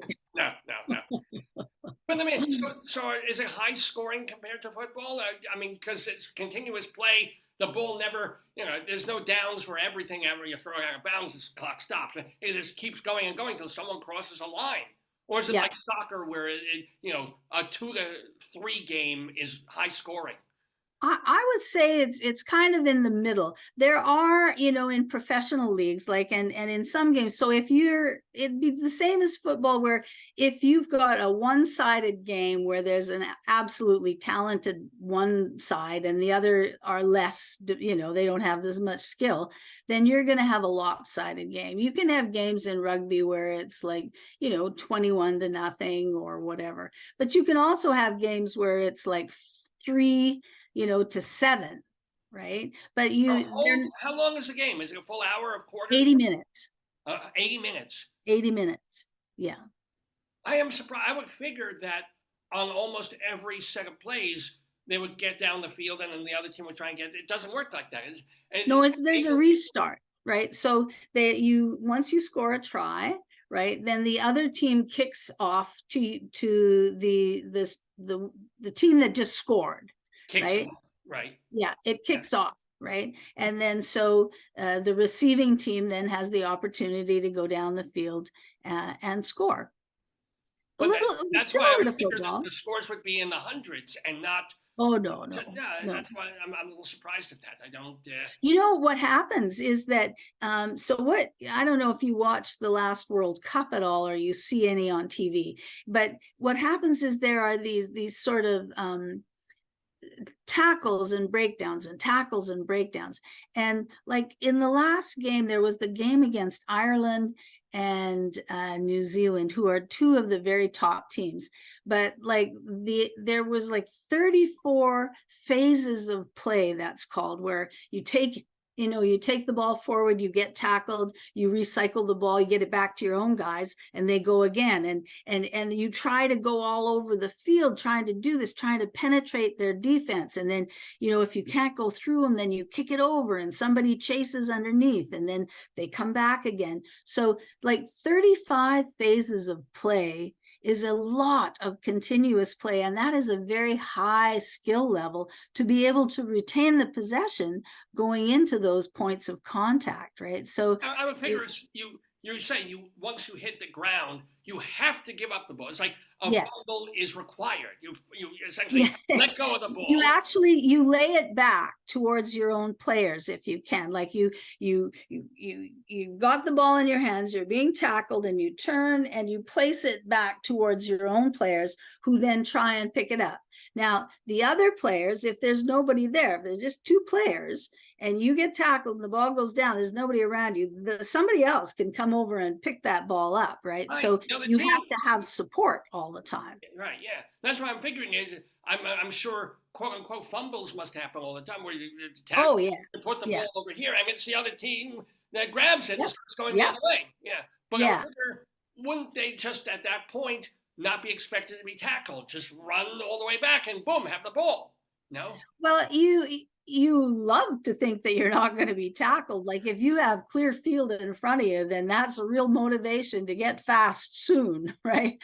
But but somebody's, if they see you've got the ball and you're running towards their goal line, somebody's going to run after you and try and catch you, right? But they don't always succeed, right? If you've got like those fumbles you're talking about, that's what generates real excitement in the game, right? Because all of a sudden nobody knows who's got the ball and who's coming, and you got to be aware, right? And you've got to respond to that, right? And you have to respond within the guidelines, as like within the rules too, right? So can't pull out a knife. I mean, that would be a bad. Yeah, like you have to be onside. Onside means generally, if I'm coaching young new people, I'll just say, think of onside as being on your side of the ball. Right? Like you always have to come from your side of the ball. Yeah, I never understood football offsides. What do you mean offsides? I'm standing here. Whose side am I on? Well, let me ask you. So So you met your first husband when he was a rugby player, right? And you watched it was exciting, it was good. Then by the time you decide, hey, I want to play this, there were already women's rugby teams playing, or did No, you actually, form one? Yeah. no, in 1977 in Edmonton, Alberta, where I live, that was the beginning of rugby for us. There was one team, and we talked the girls in Calgary into starting a team, and mostly they were, sort of girlfriends and wives of or daughters of rugby players that that were already playing. And so there's one team in Edmonton, one team in Calgary, and we started playing. And then we heard about, a team in Vancouver and some teams in Ottawa and Toronto and that. And so then once we started playing for a while, we decided that, okay, well, let's have a national championship. And so then all, these teams, the provincial teams, then you had to, organize yourself into the best in your province, or in the States, it would be called your state, right? And then we played for a national championship. And that happened about 1982, I think was the first one. And then when we had a national championship in 1987, we decided that at this point we had approval from the national body to create a national women's team. And so we picked a national women's team from that national championship. That was the selection tool.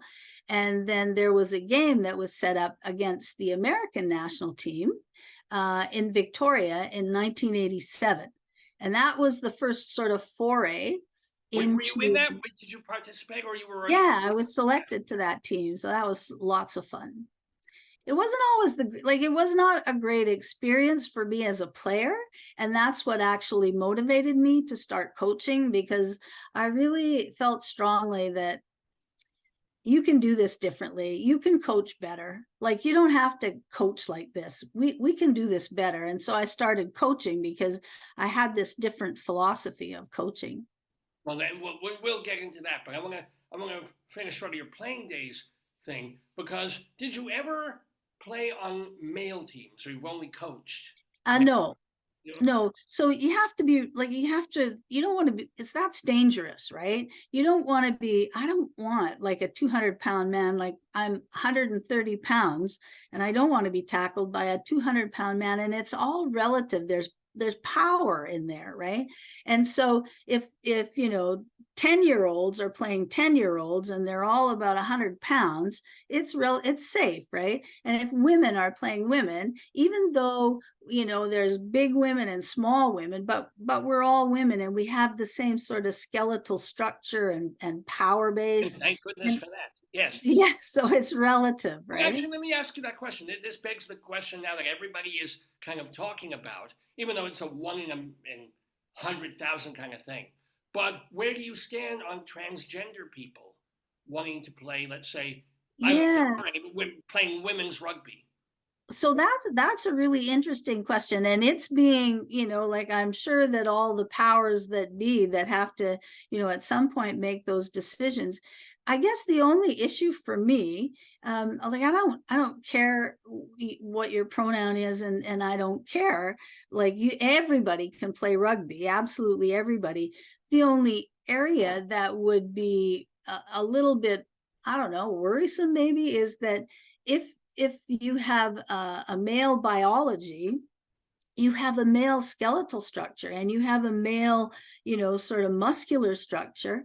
And then, we've got females that, like I say, are 130 pounds and they're fit as hell, but their structure is not as powerful as a male structure. And so I think that would be a challenge, right? And I don't think that, I don't know for sure in all of the rugby world, but in my world, it hasn't become an issue. The transgender kids that are coming into the game with us, their sizes are appropriate, right, to the sizes that they're playing. That's true. They haven't turned it. It hasn't become like, oh, I was a 250-pound linebacker, and now call me Sheila. It's a little sort of yeah. Thing. So let me ask you, you were asked at one point to coach male teams. Did you ever take any crap? Did you ever, get spanked? Yeah. Oh my God. Oh yes. I've written a book that has all kinds of stories about, it's called Barefoot Flying. And it describes all kinds of those situations, but did I take any guff? There was one time that I'm pretty crusty. I grew up on a farm out in the outback of BC, British Columbia. And so like my mom and dad, they didn't treat us like girls or boys or anything. And there wasn't a sensitive environment. So pretty crusty. And but one guy said to me, you will never, ever get the respect of these players because you're a Sheila, and that's Australian for you're a woman. You're a woman. You will never get that. And I remember thinking to myself, screw you. I'm going to coach all these young boys, and I'm going to get all my friends to coach all the young guys.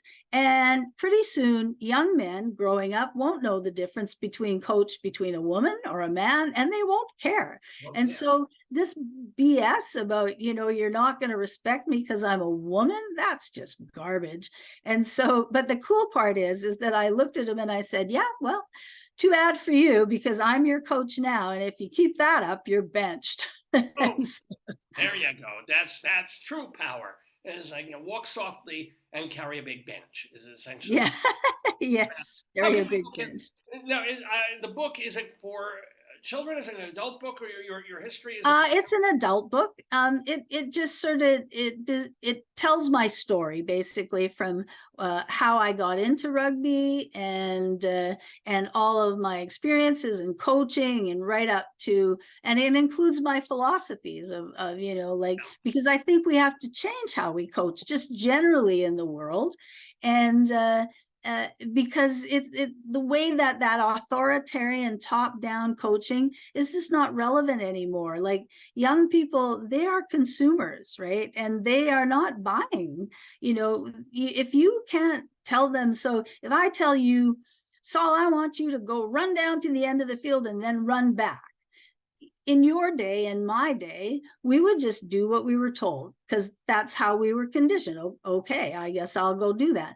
But nowadays, children go, and why am I doing that? Like, coach, why do you want me to run down there and run back? I mean, it's not a silly request by you to order them to run up and down the field, get faster, get air in the lungs, and right. And so, but it's just this sort of collective approach that, like, we have to treat these athletes, even if they're little, like they're people, and so you say, if you feel like it, would you mind?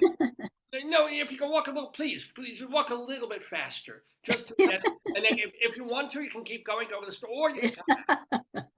What do you say? I think what you say is you go, okay, today, guys, we're gonna do some fitness. It's going to involve some of this and some of that, and the reason we're going to do it is because we need to get you fitter. You're really nice and big and strong, right? Boys or girls or men or women, but this is an 80-minute game. And so we need for you to be able to run for 80 minutes. Like you need to be able to run, do push-ups, do push-ups. So what we're going to do is we're going to do a little bit of fitness work so that you can enjoy yourself when you get out there and so that you can meet your potential, right? Like, so let's get at her. And, if you're a good coach, you can turn that into even like games of some kind, right? So that it's like, I don't like doing fitness, but if you can trick me into it, I'm happy to do it. Like if you say, okay, Helen, Saul here is going to run behind you and he thinks he's going to just beat your ass, right? And then I go, oh, you think so, Saul? You think so? I don't think so, right? And we're off. And all of a sudden, I've done, 20 minutes of fitness, and all I can do is walk up to Saul and go, how do you like that, Saul? Right? And it's fun. Right? If you want me to do, let's say, push-ups, you put a prime rib right just outside my view. And you just kind of like get a little closer. Yeah. And on the 25th push-up, you get a bite. Yeah, that's right. Reward. It works. It's a good thing. It absolutely is.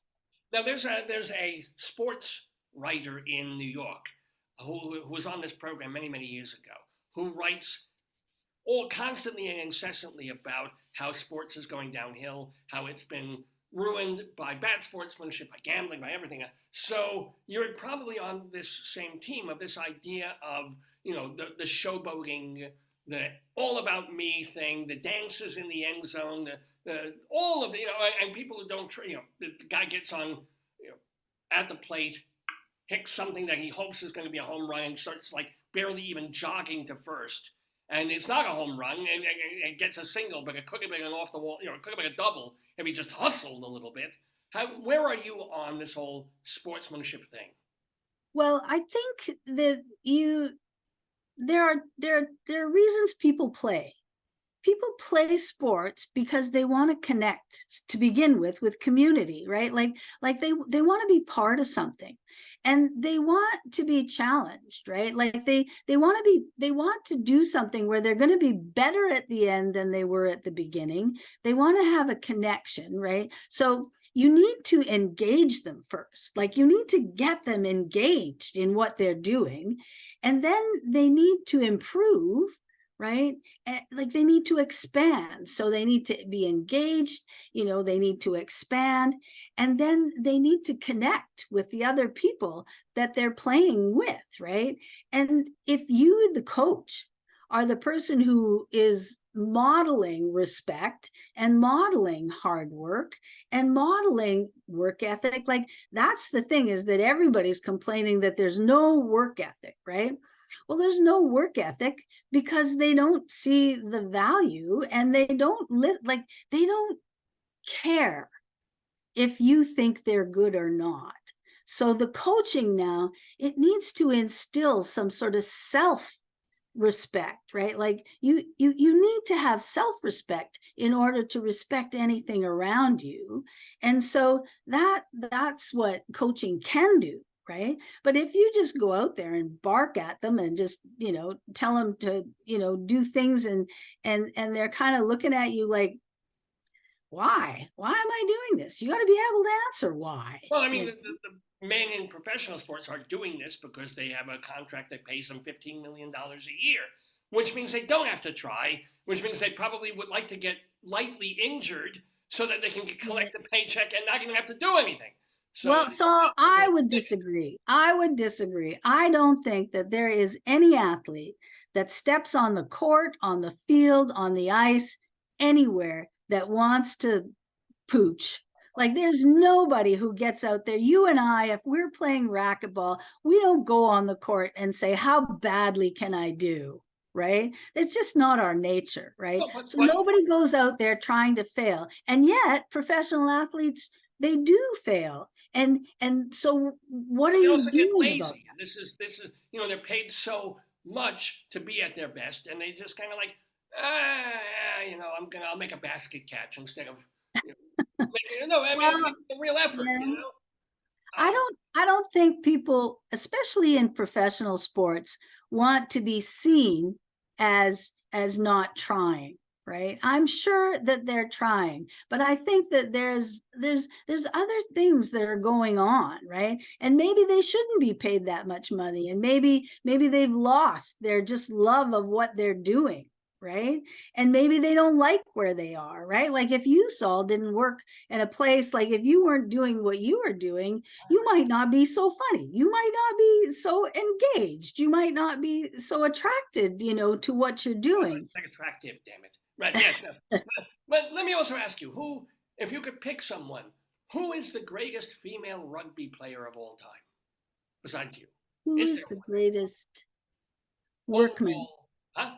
There's a girl in New Zealand called I can't remember her first name, Workman, and she, in my opinion, she played for about 10 to 20 years and scored more tries. And in New Zealand, this game is like hockey to Canadians, it's like soccer to English people, so rugby is like that, and she has scored more tries than any male who plays playing the same game. And so yeah, it's this New Zealand girl, and I'm bad for names, but her last name is Workman, and I think that she's outstanding. Now, and your son must have played because he coaches too. So Yeah, he did play, yeah, and it was that was kind of one of the most fun times of my life was coaching with him, because I tend to be a forwards kind of coach, like the sort of like the linemen, the power people, and he is a more of a backs coach, which is like finesse and ball kicking and ball movement, right? And so between the two of us, that's a ball it move. was so much fun, right? Like Yeah. to do that. Well, that is so. I mean, it is fascinating. It makes me want to watch a rugby game, male or Well, female. you I should know. watch a rugby game there. And the nice thing about rugby is that, like, when I started playing, I had no idea what the rules were. And you just kind of, it's a game because the referee in this game has complete control. So there are 30 players on the field, one referee, and he or she rules. Then they just rule. Wait. And How can they even see who's got possession, or if there's one ref on the field and they're over there and the play is happening here? no, the referee runs around in the middle with the play. Wow. So Yeah, the they got referees have to be anybody. fit. Yeah, no, because even in the NFL, there's like 5 referees throwing flags. This one's Yeah. here. This one has a better view. You know. No, rugby has one referee on the field running around, and then two linesmen that sort of take care of, when the ball goes out, where does it go out, who knocked it out, that kind of thing. But yeah, and so that's why this game is special to me, because you see these like mammoth men, right? And they're crashing each other, and there's this little ref comes over and says, stop it, stop tackling high, right? And and he goes, if you do that again, I'm gonna yellow card you, right? And so and they go away, because there is this respect in the game, because it can be a very dangerous game. So there has to be respect for the law. There has to be respect for the rules and the laws of the game, and they do. Everybody listens to the referee.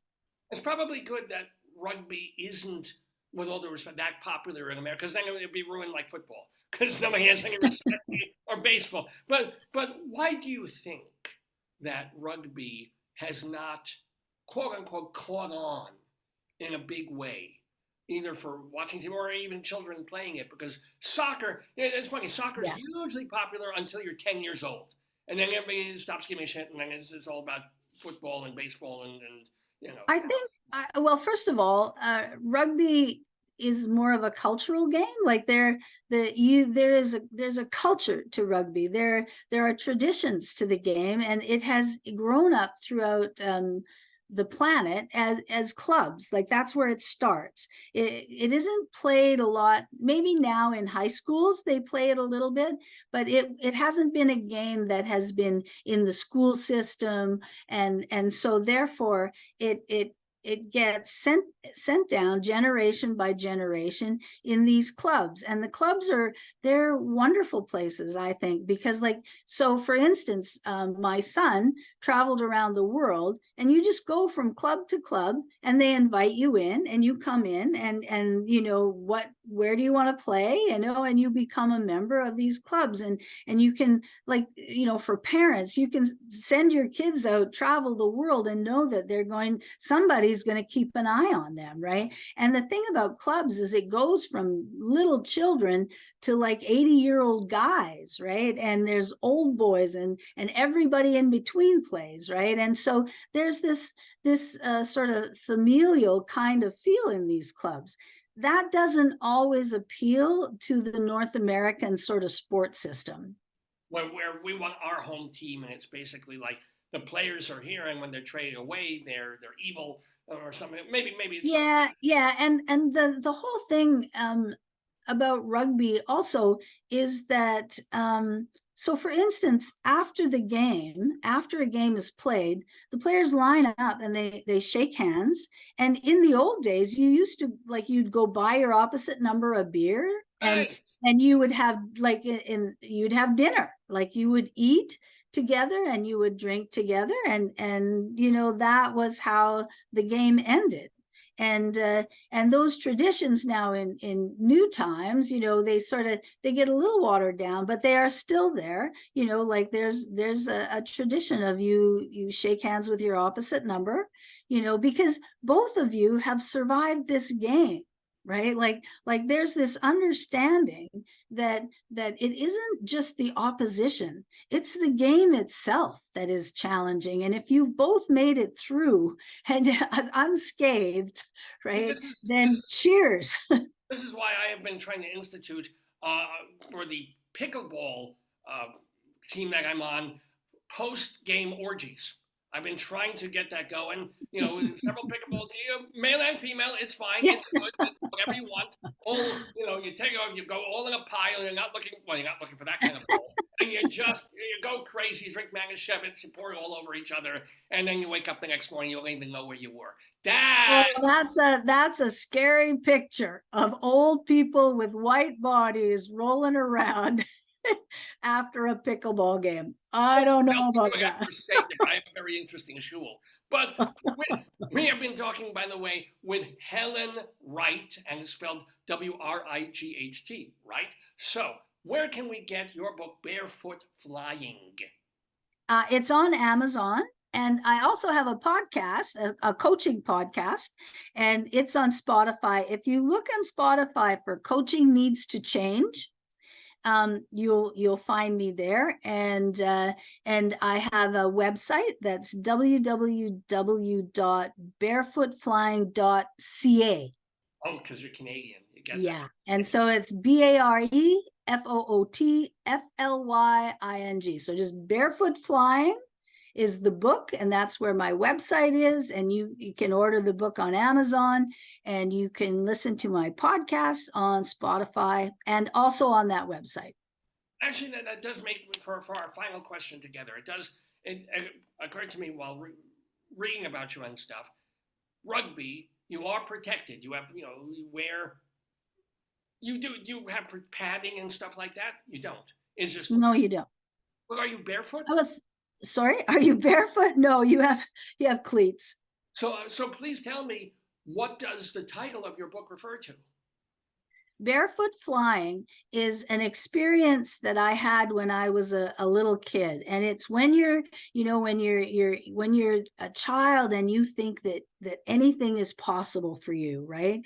And you're running and you feel, you're running in your bare feet on the sand or on the grass, and then you just put your arms out to the side. And when you're like 4 or 5 years old, you just feel like you could lift off and fly. And I experienced that same feeling when I played rugby, with the girls, right? And so it was this feeling of, oh my God, we can do anything here. Like we could pass the ball, we can kick, like we could do anything. We could just fly, like it was just such a cool feeling. What I didn't understand, now I get, because when I was a kid, I in Jones Beach, I would be running along the sand, and that moment when you feel like you're going to take off, and that is exactly when I would step on a shell, and they would have to take me to the emergency room. and the shell was covered with dog shit, and I'd get an infection, and I'd be laid up for 2 weeks. It was a horrible childhood. But I've had a wonderful time chatting with the lovely and delightful and talented and very motivational and very inspirational. And I do wish more coaches were like you. I honestly do. Helen Wright, please go to barefootflying.ca. Barefootflying.ca for Canada. And I wish you. Are you still coaching, or are you just writing and talking about coaching? Are you still? I just finished coaching just actually this past month, and I don't know, unless I get another sort of great opportunity to coach. But I was still coaching up till now. But I think I might just become like one of those wise women. That's what, well, a motivational, inspirational, coachy kind of speak. You're in the. I was thinking to mention, you're in. Which halls of fame are you in at the moment? There? At the University of Alberta, and the Canada West Hall of Fame, which is the varsity in Western Canada, and the City of Edmonton, like the rugby union here, Hall of Fame. So actually, wait, what was your degree in when you got? Well, I went to university. My degree is in psychology. This actually makes complete, total sense. So if you charge by the hour, I have a couch and I could totally get Yeah. to help. Anyway, Helen Wright, I thank you so much for being so smart, so delightful, so inspirational and motivational. And I wish you many more years of finding other ways to barefoot fly through your life. Oh, thank you very much. Thank you so much, Saul, for having me on your show. I am so delighted to have been here, and you're a lovely, lovely, funny man. But thank you for lying about that. Mwah to you, shalom. Shalom. Bye-bye. Helen Wright, ladies and gentlemen, on the Dave's Gone By program. Yes, we've gone to Helen back in this wonderful chat with this woman, who's really right. You know, it is about winning, but it's also about how you win and who you are and whom you're playing with. And occasionally I've been arrested for who I've been playing with. But ladies and gentlemen, this is Rabbi Sol Solomon. For more about me, please go to my website, shalomdammit.com. Shalom, D-A-M-M-I-T. Shalomdammit.com for lots of interviews that I've done, my sermons, my rabbinical reflections. What else do I have up there? I got stuff up there involving me. Plus, of course, the stage show that I did, Shalom Dammit, an evening with Rabbi Sol Solomon that I did about a decade ago off Broadway. They filmed it, and it's great, and it's also incredibly relevant to what is going on right now, you know where, among you know who. So you gotta see it, and it's free. ShalomDammit.com. Check it out. Well, my friends, it is time for me to go back to my shul. They're waiting for me. I'm gonna mix pickleball and rugby, and see what happens. There'll be injuries, but we have injuries when we play chess. We're problematic shul.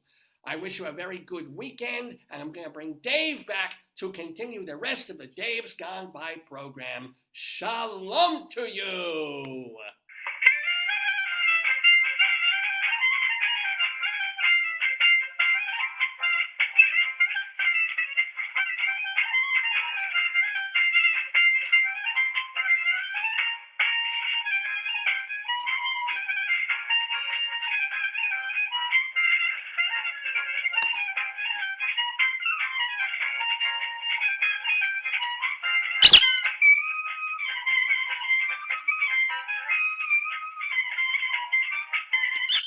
Yes, ladies and gentlemen, it is, what time is it? Oh, it's like 11:15 already here in the Daverhood, and we are back with more program for you. It's the 916th episode of the show. We have been calling it Right Now in honor of our absolutely charming and delightful guest, Helen Wright. Oh, there's Joyce. Whoa, what's going on here? What was the most common injury? I couldn't hear. No, I mean, the whole point is not to get injured, which is surprisingly enough. No, she was really wonderful. She was lovely. She felt bad because she thought it was 12 o'clock. She converted Eastern to whatever time zone she was in, so she thought it was noon. And on this particular weekend, which always makes it more difficult. She was like, "Oh, I'm ready. I'm gonna log on before noon," and I was like, "What time is it by you?" Yeah. That's why even when I tell people Eastern, just check. But you know what happens? Like I told her, the people in Sweden and Portugal, everyone I worked with, and when I did this stuff across, like, with Oates, and I did some of that, like, evaluating trainers, like, across the U.S., it's always confusing, because sometimes, like, even your calendar converts it. So my calendar, even if your calendar's at we had a big meeting for another group, and it was like all these academics and like this nonprofit, and like everybody's calendar converted the meeting to a different time. Yeah, and so like 3 people thought it was this, it was just like, it happened. And that's why, I mean, one of the first things I would go off on way back Oh no. This is the weekend. That when we started the show on radio, and we probably did because I started the show in October, like early October. And by the end of the month, back then, we were changing the clocks back just before Halloween, right? It was like a week or two before Halloween. So, and it was in New York, right? Well, I'm just saying.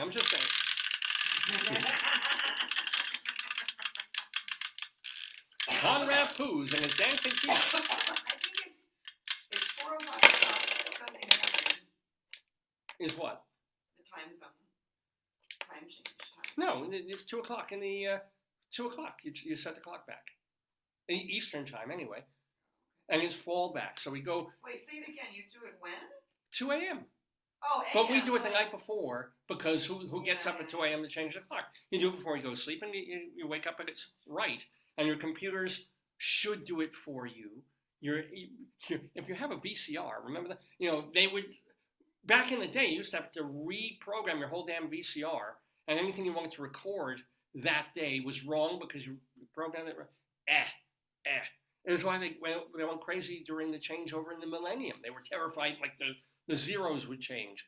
I remember that. You remember that? Yeah, but the thing is, when I first got on the show, it was a couple of weeks before the first big time change, and I was like, why the hell? At what point? We're not even an agrarian society anymore, and why are we changing the clocks? Pick a time. Stay with it. Why do we even have time zones? Why can't 3 o'clock in the afternoon in New York be 3 o'clock in the afternoon in Florida, even though the sun is different? What's the big damn deal? Why can't it be noon everywhere, except at noon, some places it'll look like midnight. So you get used to going to sleep a little before noon. And it's 12 p.m. I don't get it. Yeah. One guy, so he's like a jokester on Twitter, and he's like, why don't we make one common time zone, and why don't we blend Celsius and Fahrenheit, and why don't we blend centimeters and inches, like metric and yes. He's saying just have one system everywhere, I think that it would take some getting used to, like everything else. But the one thing I will say that I didn't realize 20 years ago when I was doing the show and ranting about this every single time, twice a year, spring ahead, fall, lose an hour, gain an hour, but now it's nighttime. Don't we gain an hour? This weekend, yeah, we actually get to sleep an extra hour because it's fall back. So what was 5 o'clock is now only 4 o'clock. But it sucks, especially if you work in an office or something like that, as I have over the years, where, you go to the office in the morning, it's kind of dark, it's a little gloomy, and drive in, you're in the office all day, you come out, 4:30 in the afternoon, you're coming out in darkness. You miss the whole day. It's very dispiriting, it's very gloomy. And I also complained of, like, who is the genius who moves the clocks before Halloween, so you've got children coming out of school, 5:30, it's already dark, they're wandering around the neighborhood. It's stupid. So they changed that over the years. When did they change it? Feels like well over a decade ago they kind of moved it to early November and gave us a couple more weeks. But they still, and it's a political thing for some reason. I mean, David, I used to give tours of my high school. That was part of my service. Right? Yeah. And the weekend that we gave the tours, it was the weekend they changed it was the same weekend every year. And so I remember either people getting there early or late, and we had all these tours organized, and like you had to, put people in groups and all kind of rooms, and it was always chaos because I told you the story of my former boss, who was actually on this program a couple of times. One time I came into work, and I was on the Long Island Railroad. I came in, I was usually about 10-15 minutes early, and my boss was there. And I come in, I start getting stuff, and it sort of gives me a little bit of a side eye, snake eye, and he says, "Oh, you're a bit late today." And I look at my watch, I'm like, "No, I'm not. It's like 10 to 9. What are you talking about?" And only at that very moment, didn't he wonder why the roads were empty and the trains were empty? And he was like, "I didn't change my watch," and he didn't glom on, or he woke up and he rushed out. And he was like an hour earlier than everybody else because he didn't do the time change, and it was on him. He apologized, of course. He was a great boss, but it was sort of that moment. I'm like, because you feel attacked. You're like, wait, am I late? And then you look at her. No, I'm not. I'm earlier than even a couple of minutes than usual. What are you talking about? It always feels good though when you get to show somebody up when they're getting at you. And it's like, I don't feel that way. I feel like people just make mistakes. They do. But now I'm in a different situation because now I teach, and there are 2 days a week where I teach about 12 miles away, which means like I get in the car, and I have an early class, right? 2 days a We're week. gonna get the Snuggie for the car. Well, we're thinking about, Yeah, thinking of yeah. getting for when it There's snows, little mittens for the for the side window. I It's know, I cute, want it's that. cute. I want them for my nipples too. But, Okay. please. TMI, So, honey, TMI. but now, the one thing I do realize about changing the clocks back is, as depressing as it is when you're coming home, if you're like me and you are in the car early in the morning, ish. I don't get out there at 4 or 5 in the morning, but I gotta be teaching at 8. So I realize now that if the clocks didn't change, I would be getting in the car in semi-darkness and having to go. I don't like driving in the dark. I'm 59 years I don't think old. most people do. No, well, no, my dad liked it. Really? My dad Oh, because there was less people on the road. he would get out of he had a night shift Yeah. job for many years, and the great thing was he would go get out of work at like 11. And then drive home, and Yeah, but wouldn't he'd he get hit- home to Brooklyn in like half an hour. We hit like all the people coming back from like bars. No, because if he was driving on the road at midnight, who was there? I mean, there'd be people on the road, and maybe some crazy drunk drivers Or occasionally. like people long haul drivers, or like It was a pleasure, and of course he would be on whatever's King's Highway or I don't know how you come from New York or it was well lit. So there wasn't an issue of not being able to see the road like or back roads. Yeah. Like we were in Boulder that time for your show, and there was no light. So you could go 45, 50 miles an hour, Yeah. regular traffic. There's barely anybody on the road. It is quite nice if it's well lit. Yeah. It was, I remember this past week, we went to Target. And we came out of Target, I didn't realize my headlights were off. Oh yeah. And we come out, and the car is already, it was the first real It was dusk. frosty Yeah, night. It was dusky. So it was dusk. The sun had come down. There was like fog on the window. What do they call the condensation on the window that wasn't coming off of the. And I start driving a block. I can't see. I start panicking. And you're like, you just go into a place, and you're like, oh, I somehow, I don't know why I didn't turn them off, but somehow the headlights were off. That could be a reason I didn't see. But at the same time, it was an area where they could have lit a little better too. Yeah, I think we turned into like a cargo bin bay. Not bin, bay. I turned into a cargo bay, and then I turned it into a witch. Wow. Not a cargo bin, it's a cargo bay. But it's also really good because this week I was almost late for class, or later than I care to be. Yeah. Because I get in the car, and it was the morning when it went down below like 33. Oh, there was a frost alert. Yeah, there was frost on the window. Not just that you could do the windshield, like you had to wait for the fucking car to defrost for like 5 minutes. Didn't realize that getting in, that's going to be less likely. Yes. When my 7 o'clock is now 8 o'clock, Correct. etc. So, so there's actually, I guess there are for people who leave and drive 7:38 in the morning. In New York, I didn't think about it. In New York, it was sort of like I just get to the train, go to the railroad. I'm sure there's some reason that reasons for it. Like we may not fully get it. And there are states that don't do it. How can you not do it? I don't think it's a federal law. It may be a state thing, just like marijuana. There's states that. Yeah, but I don't think it can be a local. I guess it is. There are, and aren't there? Is it Alaska that fall over a couple of different time zones? Yeah, please do. By the way, it's 11 o'clock in the Daverhood Eastern Time right now. Which states do not change their time zones?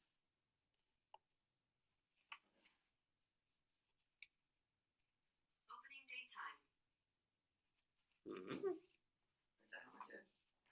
Which states in the U.S. do not change their time zones for daylight savings time?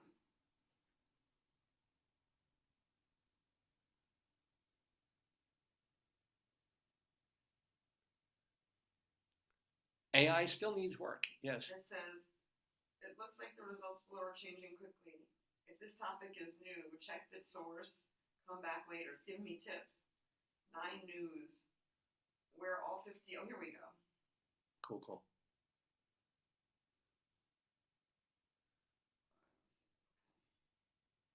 It says there's a Uniform Time Act of 1966, but then it wants me to like check in. Oh, on so it could be, well, do any states not follow the Uniform Time Act? Here we go. USA Today will tell me. Yeah. What states do not? Everything you need to know. Mm-hmm. By the way, this is not. Arizona does not observe daylight savings time. There you go, Arizona. No, does not. How do they get away with it? I don't know. Who is the governor of It says Arizona blowing? There have been several attempts at making daylight savings time permanent at the federal level. Last one was March 22. There's a summary of proposed legislation, but some don't. Arizona's not. Arizona doesn't do it. But actually, here's the thing that I don't even know. Well, Are we on daylight savings time right now, or Eastern some standard time? It says that there is a bill in the House, National Congress. They want to. They've been every year. Every year. These are the states. Okay. Yeah. Alabama, Delaware, Florida, Georgia, Idaho, Louisiana, Maine, Mississippi, Montana, Ohio, Oregon, South Carolina, Tennessee, and Utah, Washington, and Wyoming. I think they don't want to do it. Well, they don't want to, but they are doing it. They want to stop doing it. Okay, I'm down with It that. says legislation in Maryland failed to pass this year about keeping one in. Sorry. Why? I don't understand what the big deal is. I mean, just have a time, Let me ask a dumb question. please. Okay. This is important. Why do we have different time zones to begin with? Yes. According to Scholastic Kids Press, time zones were created because of Earth's rotation. The sun illuminates the Earth, but only one portion at a time. Since the sun can rise in every part of the world at once, time zones maintain logical order and regulate day and night across the globe. But that's time zones, not changing time zones. Yeah. That's like, No. I don't know. It has to do, I think, with farmers at one point that they wanted one more hour in. But then I read somewhere that it was more. It wasn't even that. It was a political. I don't it's very honestly know. confusing, Papa. It sucks. Yeah. Except it's going to be kind of helpful for me driving in the morning now, so I'm not Yeah. complaining too much. Anyway, let's. Do Greeley Speaking of Times. states, yeah, because not Arizona, but Joyce and I lived in Colorado for like 13 years. So we read the local newspaper there, the Greeley Tribune, and for months and months, not even realizing what treasures lay in the Greeley Tribune. Because it wasn't just news, and it wasn't just editorials and Mike Peters' gnarly trombone column. They had a couple of columns in there that were intentionally funny. And they were funny based on real things, because the newspaper. So one of the columns had to do with nostalgia for times gone by. They would go into the newspaper from 100 years ago and find things that were funny to our modern eyes. The guy who was doing that, Mike Peters, passed away a couple of weeks ago, so they're not doing that anymore. But they still do Greeley Cop Log. And these are phone calls that come into the Greeley Police Precinct from people who see something weird going on in the neighborhood, and they want to have it investigated by the cops. So we do and share the funniest ones with you in a weekly segment that we call Greeley Times.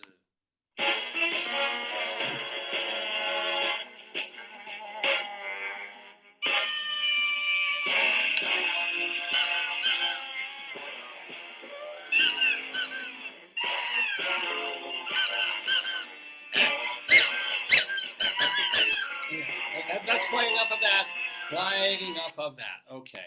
So, Greeley Times. So, and again, I love this segment because I don't actually have to do anything. I just have to read what was in the column. Oh, read me the ketchup book with the pop-up, Dabby. I'll read this one. I like. Okay, hold on. Where's Potato? Oh, here's Potato. Here's this scary Frankentaker. Okay, here's the look Potato. Let me fix the book so you can. Yeah. Joyce not only has 4 books of about gerontology and statistical methods, but she has created this classic. This is my This is her. Yeah. This better not be your 5th book. Oh You no! know what I mean? No. Yeah. I made 2 of them, so it'd be the 7th. So there you go. These are baby books for Potato. Oh, what's that thing? Yes, Daddy will help you. Look, it's pop-up book, and look what's in the book, a beautiful bottle of delicious, yummy ketchup. Oh my God, this is better than To Kill a Mockingbird. I know, isn't it? This is better than Ulysses. I know, this is better than Ulysses. Potato would make joke. Anyway, let's get to Greeley crimes. Greeley is basically Greeley crimes mostly now, although we do go elsewhere for other bits of weird news. But these were legitimately in the paper. Most of them, first Morgan Mackenzie was doing it, but now Chris Boland is apparently the person in charge of this long-running column in the Tribune. A man near 9th Avenue said, here he is talking to the police. This man said, a man with a gray shirt and tan pants was walking down the street asking people for meth. Wow, well that's nice. Pardon me, sir, do you have any? Yeah. I mean, if you don't ask, how you You how know. you gonna get? How you can't assume that people will just Okay, when you volunteer. pass in Thompson Square, what's the Thompson Square is near NYU. Anytime I'd walk there, people would ask me if I want drugs. How long ago? Whenever I went there. Wow. Okay, I don't think I was ever really bothered all those years. I was walking literally through Washington Square Park to get from like 721 Broadway back to like the main building of NYU, back to the. Yeah. You could smell oregano. You could see like these Jamaican idiots carving into trees there and whatever they were doing on that, and students in the fountain and whatever. But maybe because I wasn't there mostly at night going through the park. But nobody. In other parts of New York, you might 8th or 9th Avenue, you'd have people. I don't want to say meth. I don't know what they would say. Like they just approach you and want something. I don't know if they use the word drugs or. Are you looking to buy drugs? That's what I'd ask. I guess I don't remember what the phrasing there was, because if I was a cop, it would be the dumbest fucking thing to say in the world. As opposed to like prostitutes know enough to like, are you looking for a date? Are you lonely? As opposed to, hey, you want to pay me money to fuck me? Which if you run into an undercover police officer, there's nothing. It's not even entrapment anymore. It's just whatever. I guess maybe the guys would be like, you want something, or I got stuff. You need stuff, or. It's like when I went by Penn Station, there was always ticket scalpers.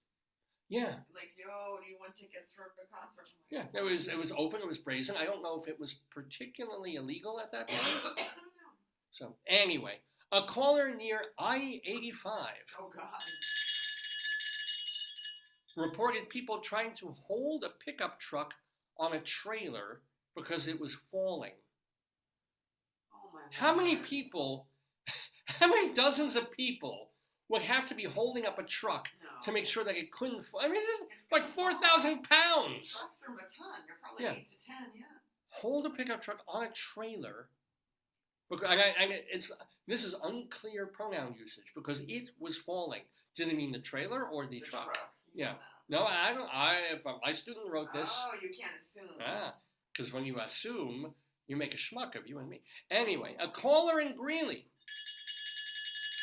We don't know where? In Greeley, a caller in Greeley. Oh, it doesn't. This is literally verbatim. A caller in Greeley. We don't know where. Wow. Could come from the police chief's house, for all we know. Could have come from anywhere. He said that he had been purchasing a trailer from a man. On the highway. Well, wow. He called to say he had been purchasing a trailer from a man in Chicago. Okay. The seller was murdered, and the caller wasn't sure how to proceed. Wow. You can't buy something from a dead man. I mean, come on. Well, I maybe he already paid for it, and he's waiting for delivery. It doesn't give. That seems sketchy. I think first you got to buy OxyClean for the blood stains, and then you proceed from there.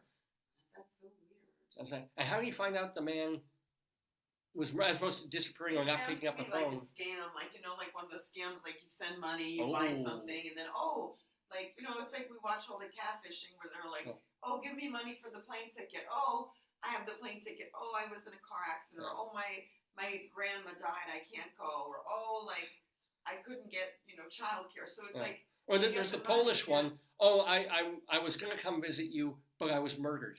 Oh God, yeah, that's not going to be a good reason to. Yeah, I don't think. Oh my goodness! A caller on 4th Avenue said that she smelled something like embalming fluid under her house. Oh God. Now she'd heard, Yeah. and I do not know if this is true. She had heard about embalming fluid being used to make marijuana cigarettes. Have you ever? They probably put formaldehyde in it. Yeah. Why would they put I formaldehyde? don't know. It's a cigarette. But if it were me, I'd be scared that I live above a mortuary or something. Yes. Hey, what games do corpses play? Formaldehyde and seek.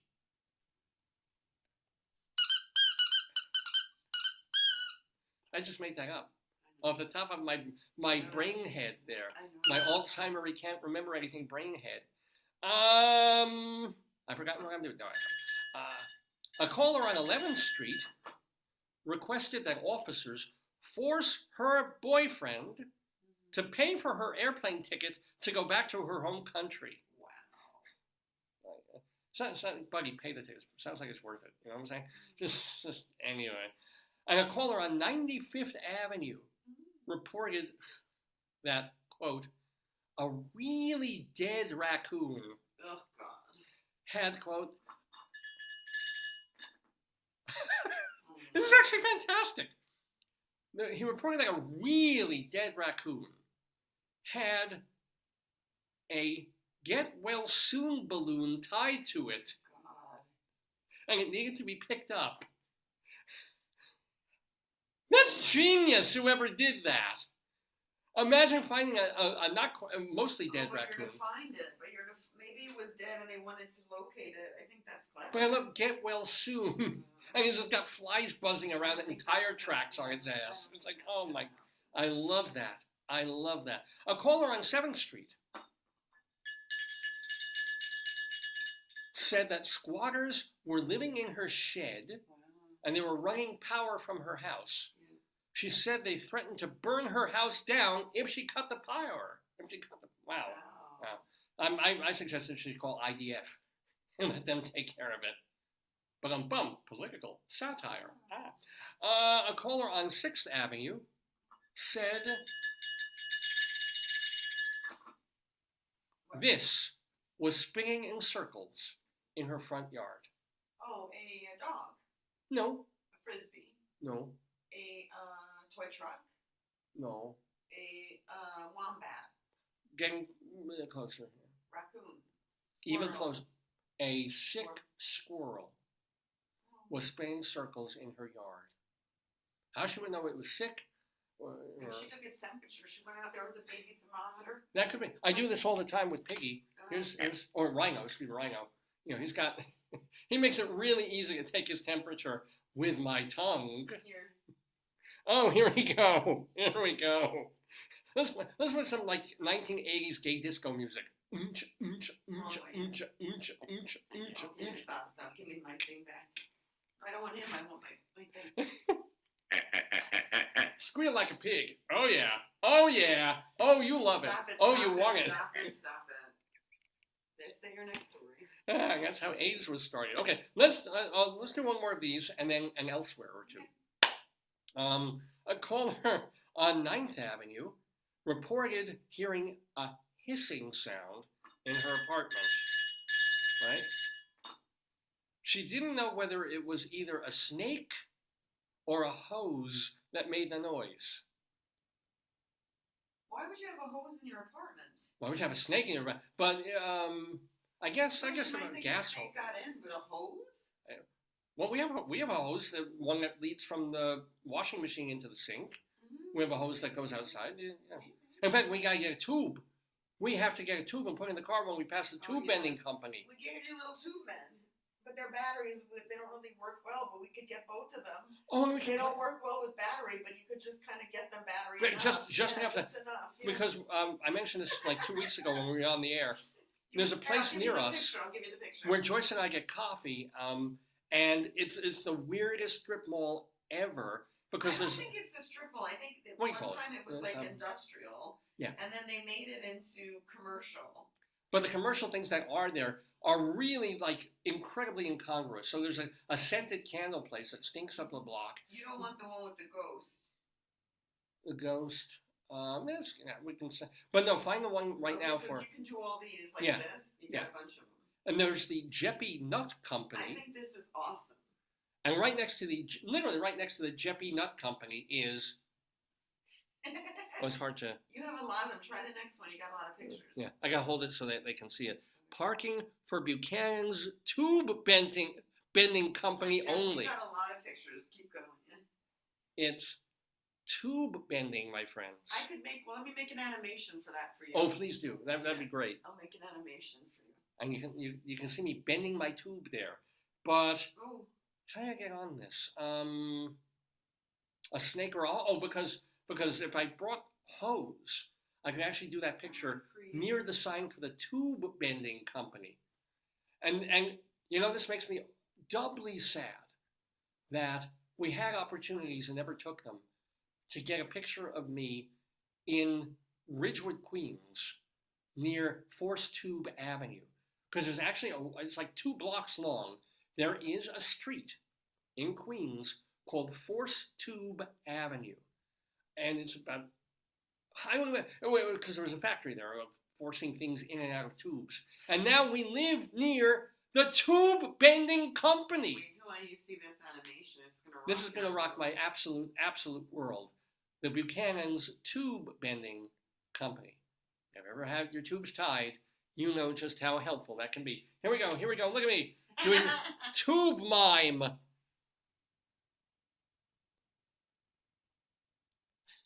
Oh, I am so cool. I am so cool. I've saved it. I look good there too. I look good in that black T-shirt. I've saved it so you could. I'll share it with you, honey. Yeah. Maybe it was the hose that was making the noise. Anyway, we're in the middle of doing Greeley Times, ladies and gentlemen. These are stories from the Greeley Tribune. But we also have 1 or 2 pieces not from northern Colorado, but just weird, strange, goofy news in general. And we want to share them with you too as part of the segment. So this, and very often, not always, but very often, these stories have to do with excrement, just because. So here is a story from the Associated Press from Minneapolis. And the writing is, by the way, not mine. I'm reading, so when the writers themselves are playful, that it is an elsewhere kind of story. Federal customs agents poo-pooed the plans of an Iowa woman. What you doing? You're grabbing the. Oh dear, yeah. Federal customs agents poo-pooed the plans of an Iowa woman who wanted to make jewelry from. But whose? No. Dog? No. Oh, giraffe. Yes, of course. How do you get giraffe doo-doo? Giraffe feces that she picked up on a trip to Kenya and brought back to the United States in her luggage. How can you do that? But here's the thing. She declared the small box of feces when her belongings were inspected at Minneapolis-St. Paul Airport on September 29th. The woman, who was not identified, told officials that previously she had made necklaces out of moose poop. Honey, would you wear a moose poop necklace? No. You were real quick on that, because I was gonna for our anniversary. You wouldn't. You get that from me, you're not gonna be a happy camper. How about a moose poop's tongue stud? I don't want anything from poop. No. Not even moose. If I ever get a bad intestine, I will take a poop-tini. There you go. That's all I want. But now understand that you are allowed to bring giraffe shit to the U.S. with proper permits and inspections. But she didn't have that. Oh, she got it for the jewelry. Yeah, but she declared it so she won't get in trouble. But they did confiscate, they destroyed her dung, and said one official, quote, "It's dangerous to bring fecal matter here." Yes. there's a high possibility a person could have contracted a disease from the jewelry. Yeah, like it could get some bad Right. disease from But it. if you turn it into, I mean, people have dino do, which is No, out. but I guess like it might have E. coli or something on it, and when people wear it, it goes in the skin. And like I have a cut, it would go in my cut. Well, no, that would not be good, but that can be from almost anything, like old food or I don't I get don't know. it. Diseases in Africa, by the way, that you could have gotten. It also includes swine fever. I'm gonna look up giraffe poo jewelry. Yeah, please. Oh, yeah. It's probably beautiful. I'll bet you it's gorgeous. There's swine fever, classical swine fever, as opposed to popping rock swine fever, Newcastle disease, foot and mouth disease, and swine vesicular disease. So that's just among the things that I guess giraffe poo could have. It's the same story. Oh. But has anybody ever made jewelry? Oh, you want to see what it looks like? Yes. Wait, is it made into jewelry or is this the fresh? No, this is the poop. Let me see if I can find it. Because remember, there are people who drink coffee Honey, that's been shot out of like ocelots or something. Well, you know, where they honey, take the. look at the. Okay, there it is. So that's is the shell a shell? What's that thing in the Yeah, middle? I think the shell's just to give you comparative size. Ah, of the all right. doo-doo. Yeah. It looks like doo-doo. It looks like poo-poo. It looks like poo poo. How many times when we had It looks two like dogs? It looks like rabbit doo doo. No, rabbit's a little baby pellets. That's bigger. No, rabbit doo doo. I'm saying rabbit doo-doo is aren't those little nuggety things? They said they destroyed it. Oh. Yeah. Look, how many times did I actually pick up dog doo? Either with a little piece of bathroom tissue or I was just too fucking your lazy. I post just grab loves it with my The fingers post and loves it. yeah, of course they do. Yeah. Anyway, let's do one more elsewhere. Oh my God! Former SI landfill with feature public park with soil replenished by human feces. Why not? Why not? It's got to go somewhere, you know, past the sewers and whatever. If we can repurpose human and animal feces to make beautiful parks, to run cars, for cooking, obviously we want to do something about the smell, or just make Indian food because the smell's the same. I Just don't understand that. yeah. Anyway, we go to Bellevue, Washington. This is a story that was picked up by the New York Post. Oh, and we were just talking about this in a manner of speaking. It involves a hooker. A married... We call them sex workers. I call them whores. A married Washington State... Not that I have anything against them, but a married Washington State man has been busted for making an offer to a prostitute. The offer was for a threesome. Yeah. A threesome with him, her, The woman, yeah. and his miniature horse. Whoa. Chad Shipman, age 48, ran, and again, I didn't write this comes from the Post, ran a foal of the law. Get it? For asking a hooker to come to his, and by the way, they're using the word hooker here, for asking a hooker to come to his Longview home and have sexual contact with him and his little pony. Quote, this is what he wrote to her, I want to watch a gal eat out the miniature horse that I have while sitting on my male member, unquote, he wrote, allegedly. Why is he texting or writing this? What I want to know is at what point did we get it into society that a major daily newspaper can literally have the phrase eat out, let alone eat out my horse. Remember when you couldn't... This is the Post. Yes, but remember when Lucy and Desi couldn't sleep in the Yes, same beds? yes, you couldn't say the word pregnant. Yeah, when before Howard Stern, you wouldn't use words like sperm Yeah, or yeah. orgasm. You couldn't find. Yeah, Now it's like I want to watch a gal eat out the miniature horse that And I he got have. arrested. Well, yes, of course, the guy. But the idea that they would use that language. So what happened? The woman told somebody? Let's find out. I want to watch a gal eat out the miniature horse I have while sitting on my male member, he allegedly wrote. Quote, last two gals I asked said it was noticeably outside their comfort zone. Wow. He said, using the screen name Malamute. That's a husky. When the vice squad arrived, I guess the girl called him on it. Shipman admitted to having prior sexual contact with his 2 shepherd ponies, for which he paid more than $250,000. I thought horses, you could get a horse for like a couple of $100. No, but the tiny ones might be expensive. I guess. They're fancier, Shipman was shipped to the, I kid you not, the Cowlitz County Jail. I guess it's supposed to be the Cowlitz County Jail. That was a horse lick. And he's out on $1,000 bail while awaiting arraignment. But yes, at what point is there going to be a point when like the New York Post will start mentioning fist fucking? I mean, come and eat out my horse. A horse is a horse, of course. Oh, of course. Mr. Ed starts smiling much, much bigger.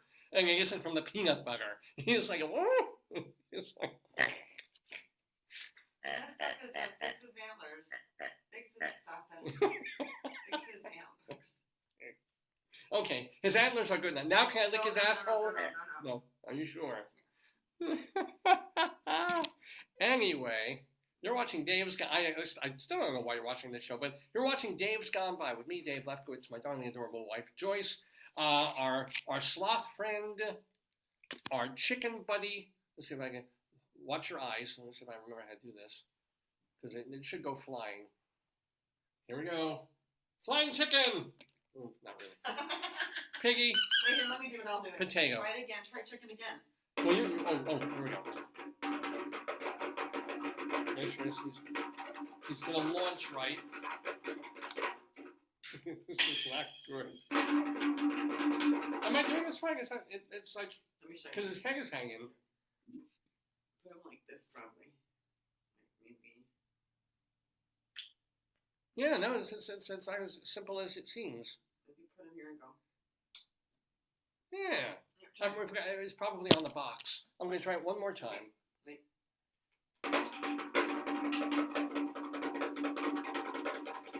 Is that how it? No, I've literally forgotten how to fling my Here, chicken. give it to me. I'll show you. Probably this way. So you put it like this, probably. Or you put your thing under the face. Oh yeah. Maybe that's it. Maybe put your thumb under the face. There it is. There it is. Okay, you do it. Bravo. One under the face, one under the bottom. Hold on. Because this is important, people.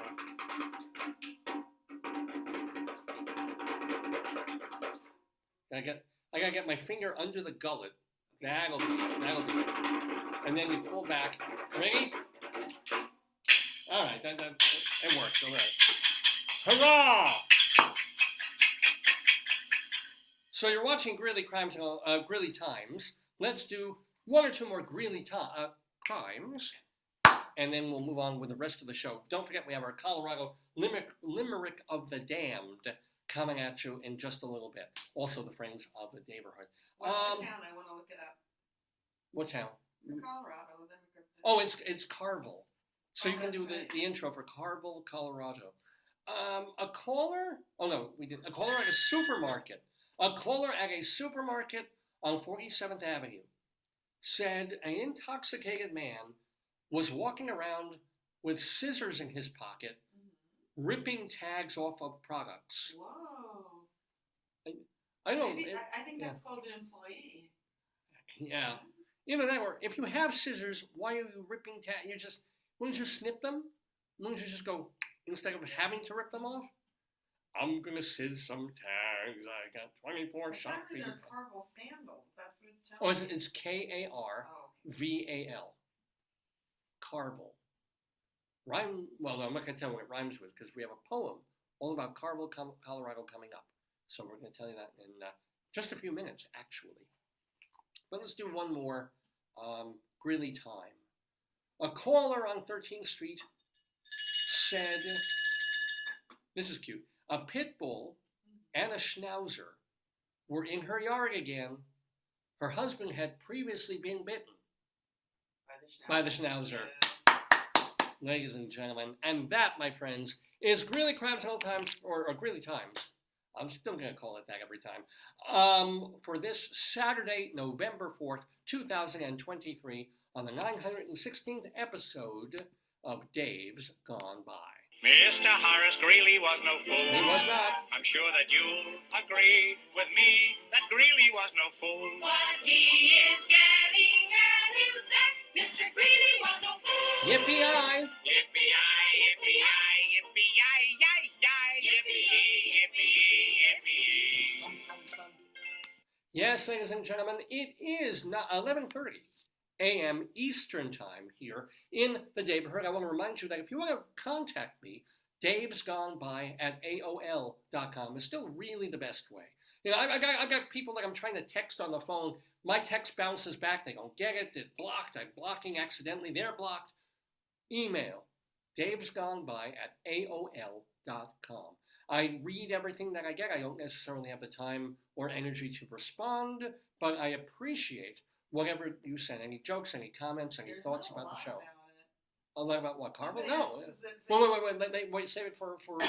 really. Just if it's a ghost town. Kinda, yeah, but it's still got stuff in it. Hmm. But you can also, of course, if you're on Facebook, message me.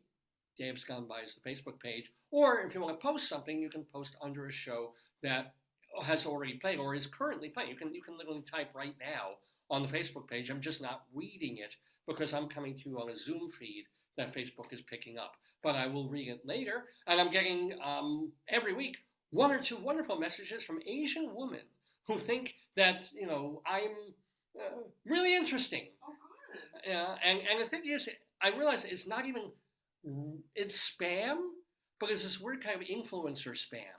Like they actually post things about food and fashion and shit. Oh, wow. And it had nothing to do with me, nothing to do with anything. And it's all, they probably send this out to thousands of people just so that they get their influence name out. Because if they become a friend online, then they post and really? I show their feed. It's a spam bot trying to get friends. Yeah. But, It doesn't even say how many people live in Karval. yeah, I know, right? I think more people eat at Karval than I believe live in so, Karval, yeah. Colorado. But, anywho, still the best way, davesgoneby@aol.com. We also have a Twitter feed, Radio Dave 2, Radio Dave the number It's 2. about either 203 people or one person lives there. What? Then there's also our Instagram page, David Lefkowitz, my actual name. David, might be .Lefkowitz, but check that out on Instagram, just where we promote the show and put up some stuff. All of these things are available to you. We've got our Facebook page, Instagram. We have a Twitter feed, which is, as I said, Radio Dave 2.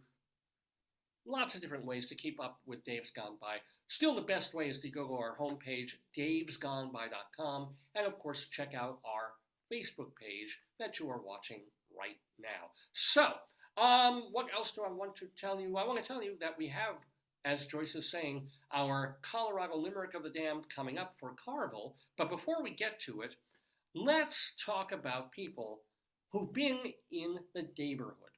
Sometimes very well-known people who come and talk to me or talk to Rabbi Sol as guests on the show. For example, today, pardon me.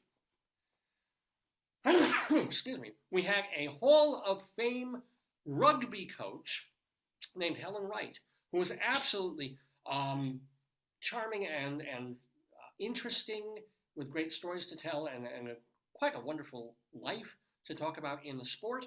Helen Wright. She is now an official friend of the Daverhood. Like when she first called, she was like, "Well, I don't know if I'm ready. I get to her hair, like get ready for Zoom." I'm like, "Don't worry, it's just a small square, But she felt really bad, and then she got ready, and she's like, walked me through Zoom. She hopped on, bickety boom. She was great. She looked great. I just said to her, "Don't feel bad that you're in the waiting room. A lot of people get thrown if they don't use Zoom or they're using another thing." And I said, "You'll just be in the waiting room." Yeah. No, if you hadn't called, I would have been at a loss because I don't have time to leave here and call. My job is to help you. I'm your wife-inger. That's right. Right. Wife-inger. That's it. Yes. So she is now a friend of the Daverhood. She had a great voice. I couldn't see. Yeah, I couldn't see the. And she looked great. And Rabbi Sol looked great, as he sometimes does. Did he understand anything about exercise or physical? Oh God, no. Was he scared? He hears the word exercise, literally he goes down. Was he eating like a knish and like brisket and like off screen? Yeah, while she was talking. Yeah. Every time she mentioned anything about push-ups or running, he would take another bite of the knish. Oh yeah. wow. Yeah. But it was a kasha knish. which are disgusting. So Oh, at least he oh, did yeah, that there's one. some, Yeah. I doubt it though. It probably had candy in it, like M&Ms or something. Yeah. He does M&M. that, yeah. Wouldn't that be great to try an M&M, a Knish covered with like melted M&M? It's half melted, so you still see Honey, the colors. please. No, keep moving. I'm gonna be sick. Anywho, you started it. No, I just said what he would do. I didn't say I would make it a You brand. no, you talked about an M&M filled. Inside, I thought like he would put him on the inside, so on the outside it would look like he's eating healthy. Right. But he's like, But it's still stuffing M&Ms into Yeah, a but potato like Knish. we saw it on the Bake Show, right? A what? Uh-oh. Uh-oh. No, it's a bad idea. We're saying it's a terrible idea to fill an M&M, fill a Knish with M&Ms. We will talk about this. All right, yes, we'll talk about this potato. Okay. He's so serious. Because I think, can you mash potato with chocolate? Does that work? Because the consistency wouldn't. might or might not. I don't know. I wouldn't, but you know, people do crazy things.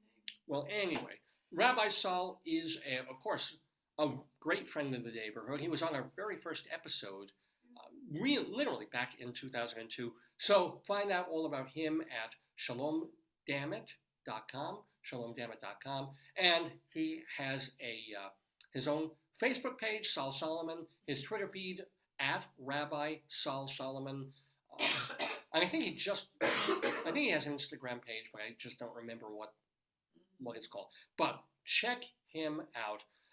And again, for his stage show, for the 10 episodes that he did for Long Island Cable Television of his hilarious Shalom Dammit, Rabbi Sol Solomon's Peace, Love, and Acid Reflux Hour, as well as all his sermons and his interviews. That's a great spot to start, shalomdammit.com. Oh, and one more thing, excuse me. For more about me, because I've been on every show since the beginning, go to davelefkowitz.org. davelefkowitz.org, because aside from davesgoneby.com for all the program stuff, I'm a writer and have written many plays and screenplays and songs and interviews and articles and news items and limericks and crazy stuff over the years. I've been gathering it for the past couple of years and always trying to put back, to have this legacy thing. If nobody's going to publish me, if nobody's going to put out another book of mine or anything like that, at the very least I can point you to a website where you can read my compiled works. Like theater reviews I was doing in the late 1980s, right? Short, funny, I think, one-act plays that people should be putting on.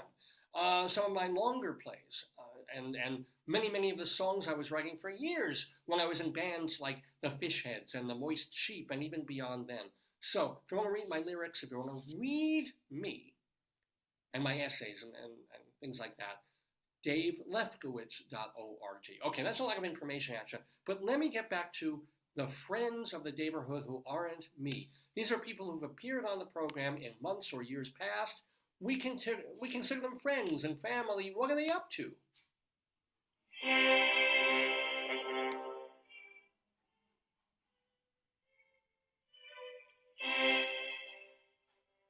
So, for example, keeping tabs on some of our people, congratulations to actress Jessica Scher, because this movie that she's in, a short film called Wicked Image, won Best Comedy at Austin's Under the Stars Film Festival just about a week or so ago. So yay to Jessica. We also, actually some hopeful news, if you will. We want to give a shout out and a refuah shlema, as us Jewish folk would say, to Eric Jensen. Now, Eric Jensen was just on Broadway like 2 years ago in that show about Basquiat and Warhol. He has been battling since then stage 4 colorectal cancer. But he's still out there. He's still writing and trying to act and direct and doing what he can. So people are hopeful. So shout out to Eric Jensen and hope he has a full and complete and healthy recovery. I want to let you know that tonight, singer Becca Kidwell is going to be at Don't Tell Mama doing her show. If you hadn't, but you did, that is tonight at Don't Tell Mama. I believe it's on West 46th Street in Manhattan. And then, oh my God, if I were back in, not a lot of driving back to Long Island, but if I were back on Long Island right now. I would be going tonight to the Argyle Theater in Babylon, which is where my radio station was for like 10 years when I was on there. Babylon, Long Island, Argyle Theater, appearing live and in person, legendary comedian Robert Klein. One of our proudest moments was having him on the show a few years ago. Robert Klein tonight at the Argyle Theater. And then on Sunday, tomorrow, Mary Fowle and Lucy Kaplansky and Maura Kennedy are all going to be at the Joni Mitchell tribute that they're doing at the City Winery in Manhattan. Check that out. And I believe, I don't know if this is in the afternoon or the evening, if they conflict or if you can do both, but Daphne Rubin Vega is going to be participating in readings of the Picket plays. These are plays that have been penned during the WGA strike. Oh, nice. Because there's also like the SAG and AFTRA strike that's still going on. Yeah. So yeah, these are plays that were written and they do readings, and Daphne Rubin Vega, famous of course from Rent, will be participating. And also tomorrow, Tracy Newman. She, folk singer, songwriter, and I think a second comedy person. I'm trying to remember that. She's also the sister of Lorraine Newman, who she brought on to the show with her. Tracy Newman is part of In the Big Round at McCabe's Guitar Shop. And that is on the West Coast. That's at Santa Monica in California tomorrow. Now, on November 7th, that's Tuesday, through the 15th, Marilyn May is directing cabaret singer John Phillip. That is going to be at Don't Tell Mama. And then Stephen Bringberg is doing Simply Barbara at 54 Below. That is happening on the 8th, on Wednesday. Starting on the 8th through almost the end of November, it is the return once again of the off-Broadway musical Fuck 7th Grade by our beloved friend Jill Sobule. She co-wrote it, and she's also in it. So it's a musical featuring her music in Fuck 7th Grade. That is at the Wild Project over on East 3rd Street. And then on the 9th, which is either Thursday or Friday, Seth Bisson-Hirsch is hosting Am Yisrael Chai, which is a benefit for Natal. This is spelled like nail. What it does is it helps Israeli soldiers with PTSD. So a big shout out to Seth Bisson-Hirsch. He usually hosts, and he still does host, a cabaret open mic night type show called Seth's Talent Showcase on Tuesday evenings at Don't Tell Mama. They gave him the space. He's doing a benefit for Israeli soldiers who are going through hell right now, of course, over in the Middle East. So yeah, it's called Am Yisrael Chai, a benefit for them. Everybody, if you can go, go. If you can donate, donate. Do whatever you can. And thank you, Seth, for that. Playing now through November 12th, Christian Knoll is in the play Partnership at the Mint Theater off Broadway. That's a wonderful place where they do plays from 80, 100, 150 years ago that were sometimes hits back then, but just really haven't been done since. And it's called Partnership. It's running now through November 12th. Now through November 18th, Bill T. Jones, the great choreographer, he conceived, is directing, and choreographing Watch Night. This is at the Perelman Performing Arts Center, brand new Performing Arts Center over on Fulton Street in Manhattan. This is how big the town is on map. Oh, that's you're still looking for, getting ready for Karval. I can't figure it out. It's the ghost town with the... One of Lee Blessing's best-known plays, called Down the Road, is being revived by Arts on Site at 12 St. Mark's Place. I love how, so much of New York theater is falling apart and spaces are closing and nobody has any money, but they still find ways to pop up and do other things in new places. So it's Lee Blessing's Down the Road being done now through November 19th. And then, let's see, Lilius White is still in Hadestown on Broadway at the Walter Kerr. Stuart Zagnett, our beloved friend, he is in the Barry Manilow penned musical Harmony on Broadway. This show has had like a 25-year... shows have opened, closed, and been revived in the time that it took for Harmony to actually make it to Broadway, but it has. At the Ethel Barrymore Theater, and Stuart Zagnett is in it. Go see it. There are no videos about the town. They just have people with that same last name. Yeah, I was trying to look it up just to find how it's pronounced. They say there's either 200 people or one person there. Yeah. I think this is the town. Well, It's got a say high that. school. Yeah. I can't because it shows a shop. And that's it. Well, we're going to get to Karval in just like 2 minutes. I'm going to finish this Friends of the Daverhood. Alan Menken, he has, of course, Aladdin on Broadway. He wrote the score for it, the music for it, I should say. And he also wrote the music, of course, for Little Shop of Horrors, which has now a very long-running off-Broadway revival at the West Side Theater. Marcus Goldhaber is at room 623 in Harlem every Sunday evening. Eric Comstock and Barbara Fasano, they're at Birdland on Saturdays.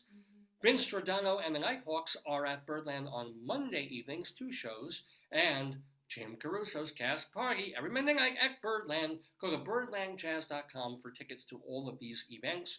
And now, of course, we have to give shout-outs to the folks, some of whom I hope we will see next week when we're expecting to do a show and have our quiz back. So we're hoping to, we'll hope it'd be nice if we can see Vicky Quaddy again, but you can see her in person because she is in Chicago at the Greenhouse Theater and various environs near and around Chicago doing late night catechism. She had just been finishing up, I guess, Holy Ghost Bingo. I guess it's time for a Christmas show. Maybe not quite. Maybe she's going back to Are You Smarter Than Your 8th Grade Nun?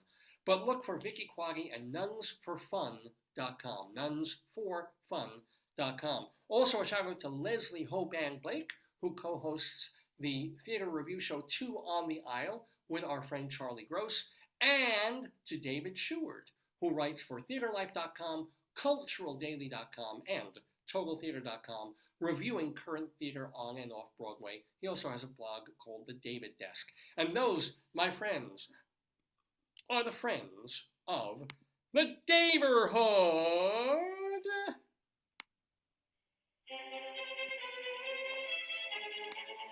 Diddly, diddly, diddly, diddly, diddly, diddly, diddly, diddly, diddly, diddly,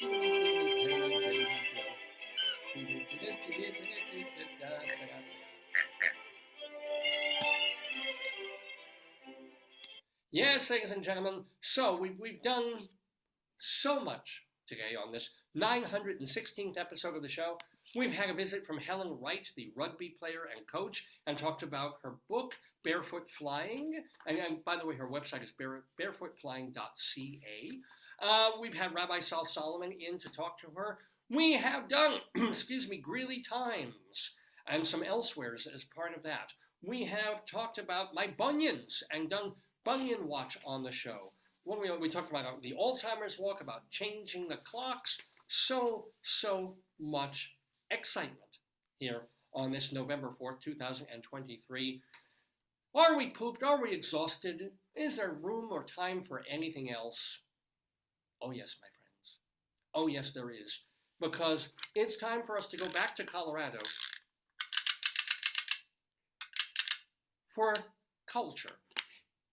And I mean culture in more of a yoga-y sense. Our Colorado Limerick of the Damned. This is where I pick a place on the Colorado map, and there are a couple of hundred of them, and I try and write a poem using that particular place. And I try not to cheat. I try to use it, as the word that I'm rhyming with, as opposed to sort of sticking it in a disgusting, sexual, and vicious, horrible, tasteless poem just on its own. But I try to make the poems risque, because they're limericks, and I try to use the place. So today, the place for our Colorado Limerick of the Damned is Karval, Colorado. You're the poetry man. A limerick is a comic verse of 5 lines, in which lines 1, 2, and 5 will end with words that rhyme. And likewise, verses 3 and 4 also end with words that rhyme. So this is a limerick. Rocky Mountain,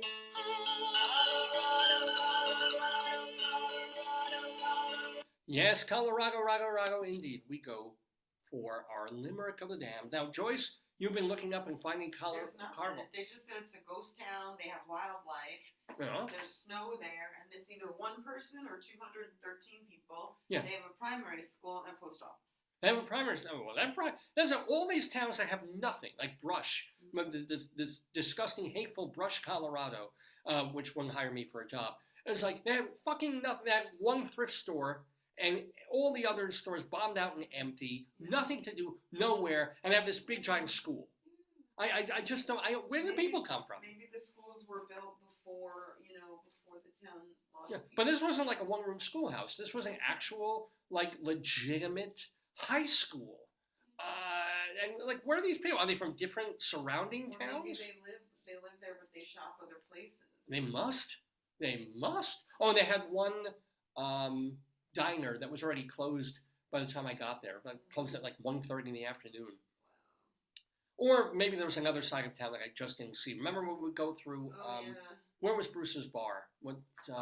Severance. Severance, Colorado. And you would see Bruce's bar where you could buy bull balls to eat. And then there was like a gas station, a little coffee hutch, and nothing. But people lived in a different part. Yeah, and there was other parts of Severance where you had other things to do. But Karval, I don't know. Karval is in central eastern Colorado. Very small. Yeah. Established by They should homesteaders. change their name to Karval. Then everybody would come. I would come there.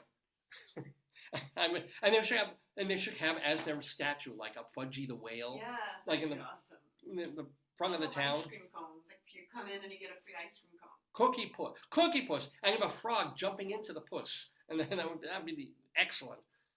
Established by homesteaders back in the day, and you said it had a post office. They opened the post office in 1911. They say it's named after a guy like Kraveg or something. Yeah. Named for pioneer settler Gulick Kravig. Now this is so cool. It's called Karval, Colorado, because his name was Gulick Kravig, but he came from Kars Valley, Norway. Oh, and Val. Yeah, Karval, Colorado. Isn't that great? And even though it's sort of, as you say, almost a ghost town now, in the 1920s for the 50s, it was a pretty booming community. It had all the things that bigger suburban, ex-urban places had. A movie theater. Starbucks. Exactly. And then, the first, an early Mickey D's maybe. Wow. But then, for some reason, it just kind of fell away. It's a lot quieter now. A lot of shuttered stores, but not quite a ghost town. You know why? Why? Because every year they have, we were talking about, we didn't get to talk about this on the show. You were talking about they're changing bird names. Yeah. They have an annual plover festival. Wouldn't you love to go to the annual plover festival? I don't even know what you do there, but maybe. When you show your love for ploves, right? You go plover all over. So we do need to talk about it. I didn't get to read the bird thing, but we'll do it next time. Yeah. It's okay. But anyway, so Karval, sort of a ghosty town, not a lot happening, but maybe this idea of changing the name to Karval will help, or maybe this poem will inspire so many people to go there, to be tourists there, to live and move there, and to build there. This poem alone, this Colorado Limerick of the Damned, will make that happen. All right. And it's here we go. Colorado Limerick of the Damned, Karval, Colorado. When Mary the Moth, when Mary the Moth was still larval, she wriggled from Kersey to Karval. And when she got wings, she did other things. That bitch was a whore, but a marvel.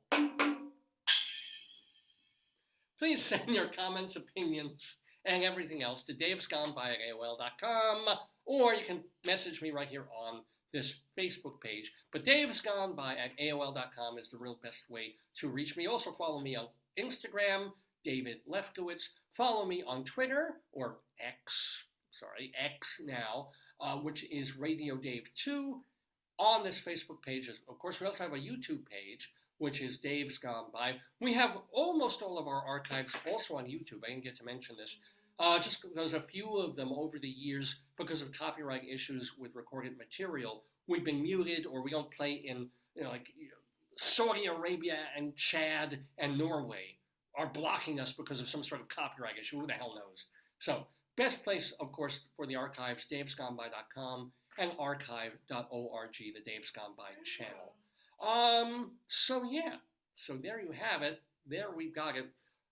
This has been episode 916 of the Dave's Gone By show with me, Dave Lefkowitz, my wonderful wife Joyce. Thank you again to Helen Wright. Yeah, Please read her book.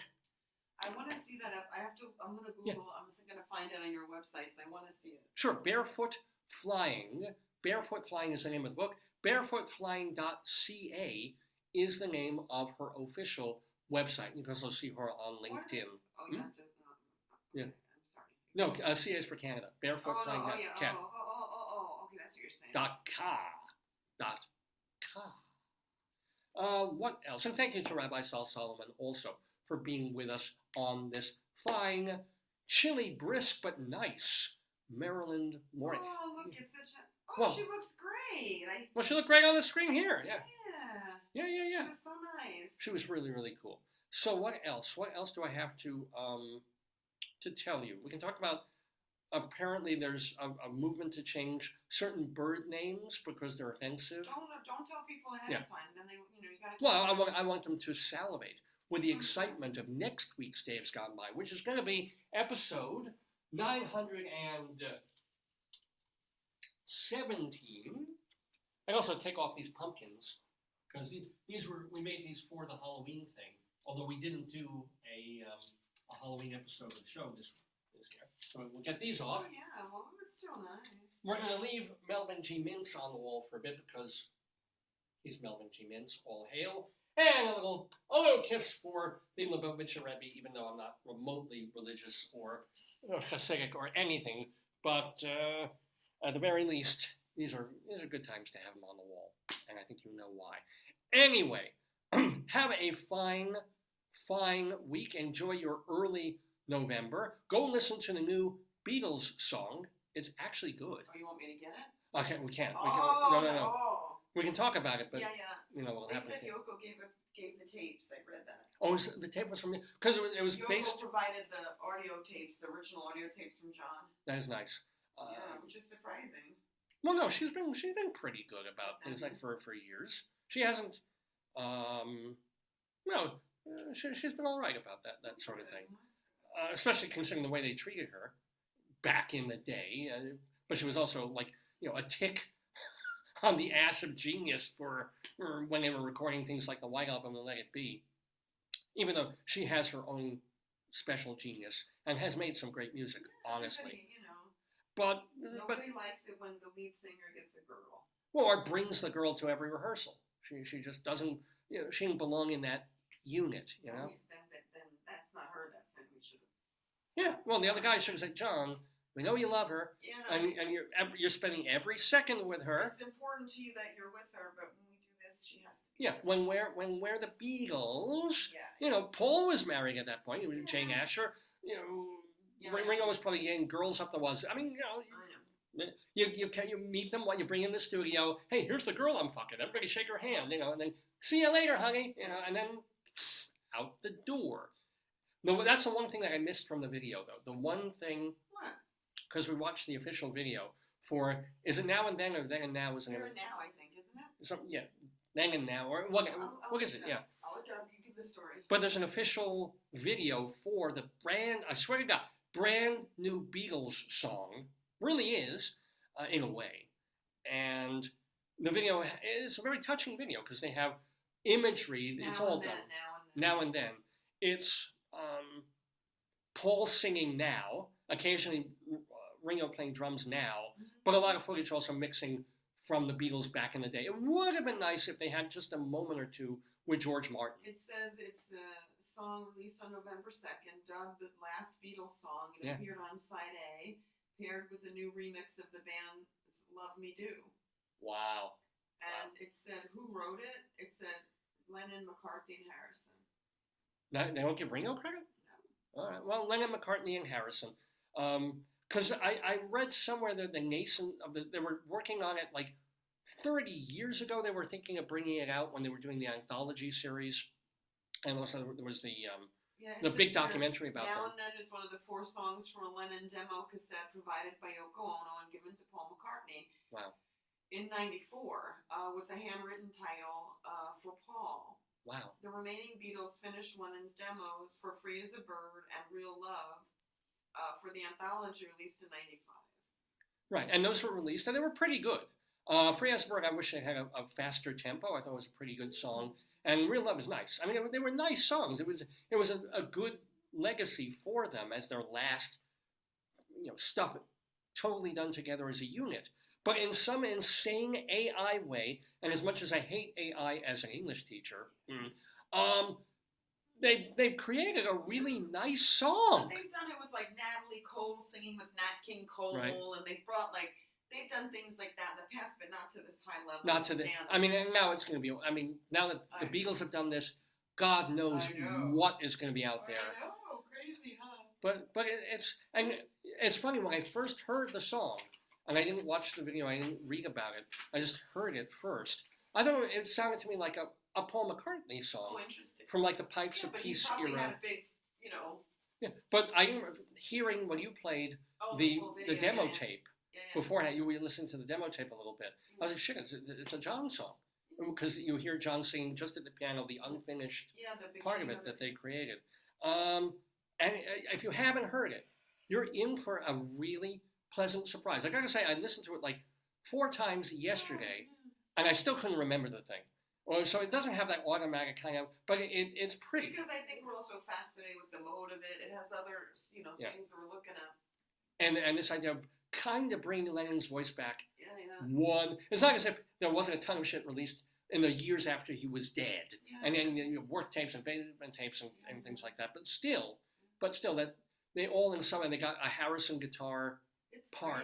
How did they get the Harrison in there? I have no idea. Unless they were all working on it together in '94, and then dropped it and let it go for the other 2 songs. I don't understand it. Because I think Harrison didn't like the song; he thought it was shit.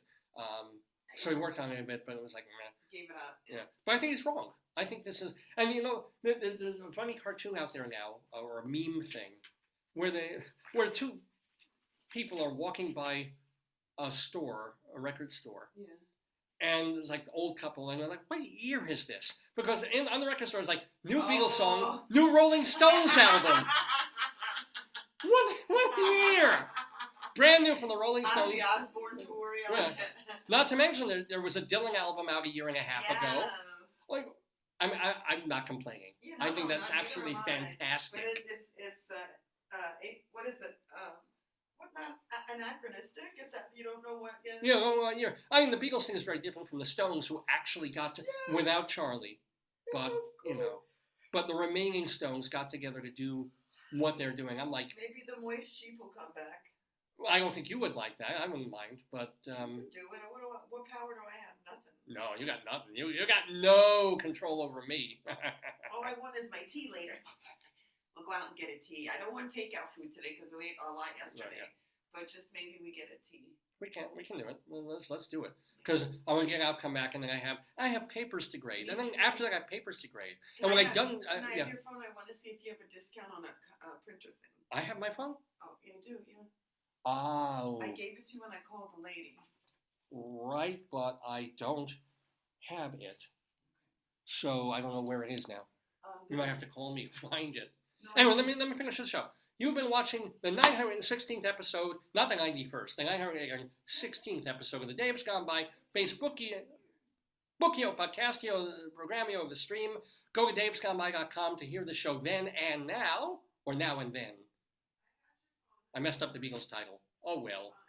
I guess it's the old timer. No, I don't. Have a wonderful week. We expect to see you back here on the 11th, November 11th, next Saturday, for the 917th episode, which will have some of the usual stuff. Bunion Watch, of course. Greeley Times, of course. Me bantering with Joyce and just with you guys, of course. And most likely, the quiz with a special little twist. Don't miss it. Go to davesgoneby.com. And have a fine weekend gone by! And set your clocks! Days gone by, days gone by, days gone by. do it.